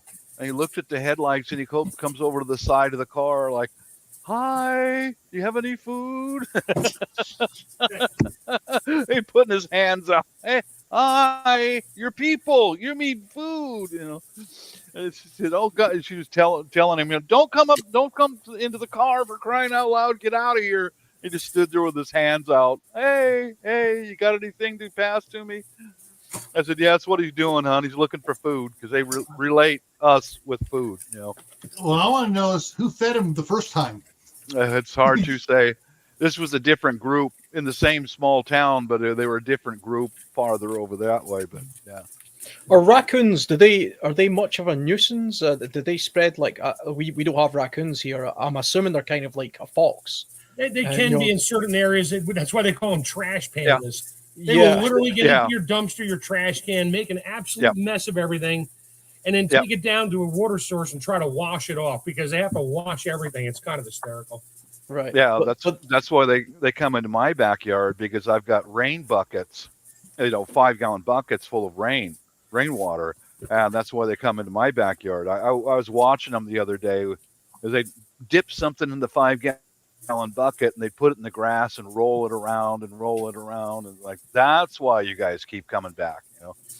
Yeah, you something to watch. You ever see the video of the raccoon trying to wash cotton candy? That is fun. I saw that. Cotton candy, takes it over to like a bird bath. He puts it in, it disappears, and he's sitting there dipping his paws and like, where'd it go? Where'd it go? And then he does it again. Where'd it again, go? He didn't learn. It's just funny as hell. Oh, I'd say, Alan, that they can be a danger to people if you're around a mama with her babies. yeah. Right. You know, then they will attack you. You know? Because Or you can they're like corner them and scare them when you corner them. because they're like the size. Yeah. They're the size of a small dog, aren't they? Yeah. They are. Yeah, They are. they are. Yeah, yeah. Mhm. Do they have like rabies or anything, or are they just? They can. Yeah. Raccoons can get rabies, and pretty much any animal can get rabies except for possums. Possums can't get rabies. It's really weird. I suppose Yeah. they kind of look like badgers to me. You know. we Yeah, have they're like a badgers, badger, you know. skunk. It's basically it's in the Yeah. rodent family with squirrels and mice and Yeah, rats and everything like yeah, that. Yeah. So. The only complaint I have about them is when they crap in my yard, and I understand that their stool can contain some kind of a parasitic worm. So I go out there with a little bit of bleach and pour it on their poop to wipe out any parasites. I wouldn't have that problem if you put a toilet out there and some proper toilet paper, but no, you don't want to do that. So guess what? I'm going to crap in your yard. Yeah. More fun to call in an airstrike, you know. That's right.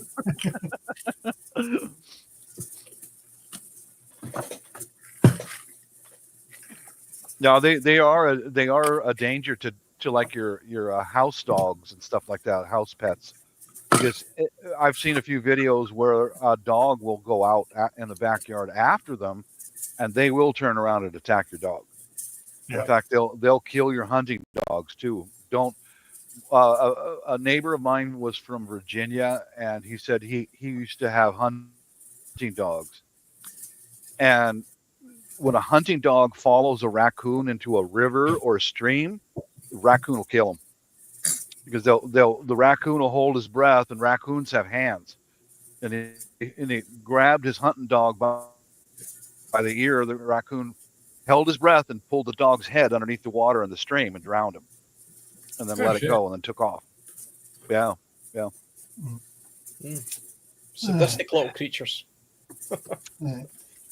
All right. So I mean, there in some states you can have them as pets. They are trainable. So They are are. skunks. Yeah. In a lot of states, they're not allowed as pets at all. Yeah, I've heard of something called a raccoon dog. I think, which is I don't think it's a full raccoon. I think it's No, it's a coon dog. That's a hound. Yeah, it's sort of like it Yeah. looks like one, but it isn't one. You know, it's I think there's a few Oh, people that maybe. have them as That's one of them exotic Chinese, pets. that's one of them Chinese hybrids. Yeah.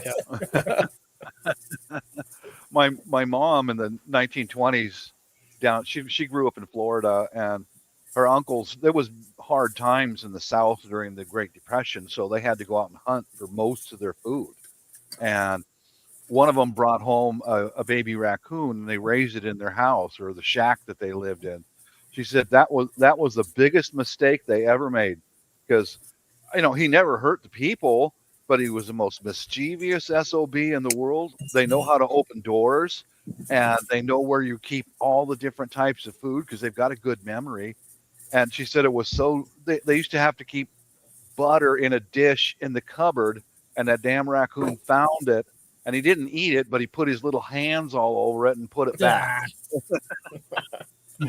My mom, butter was a luxury back in the 1930s. They had to hand make it, and she took I'm have some buttered bread.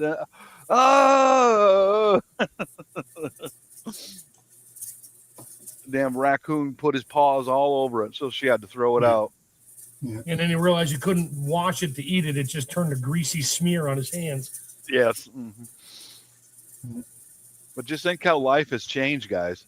My mom and dad both told about their turn on the butter churn when they were growing up. Sit there and take milk and cream and pumping that butter churn. I mean, that's how life was for my parents. Now I just go down to the supermarket and buy it in a box. It's ready to go. Yeah. Yeah. Yeah. Well, when I was growing up, we had the hand crank ice cream. So we had to crank it to make the ice cream. Mm-hmm. All right. So, all right. So I'm going to drop it in here one more time. This is the link to my live stream tonight for viewers. The topic is after your home is destroyed, what is your plan? That's in actually a little bit less than 2 hours now. And so, Shadow, are we done? Yeah, we are done. Mm-hmm. I think it's time for wrapping up. Well, it's been Sounds fun, like a guys. plan. All right. Yeah. All right. Thanks for letting me on again. Yep. It's Yep, always same a here. pleasure. All righty. I'll see if I can get throw some more suggestions at you for topics here, Shadow. Yeah. All right, stick around after the show when he ends the stream so I can tell you that joke. It's killing Okay. me. Sorry, this joke is not suited for YouTube. It will get No, channels not really. Okay, guys. Thanks for stopping by. I appreciate it. And I will see you next week. Same time, same channel, with a new topic, whatever it will be. Take care, stay safe, and remember, be part of the solution, not the problem. God bless. Bye, everyone. Later.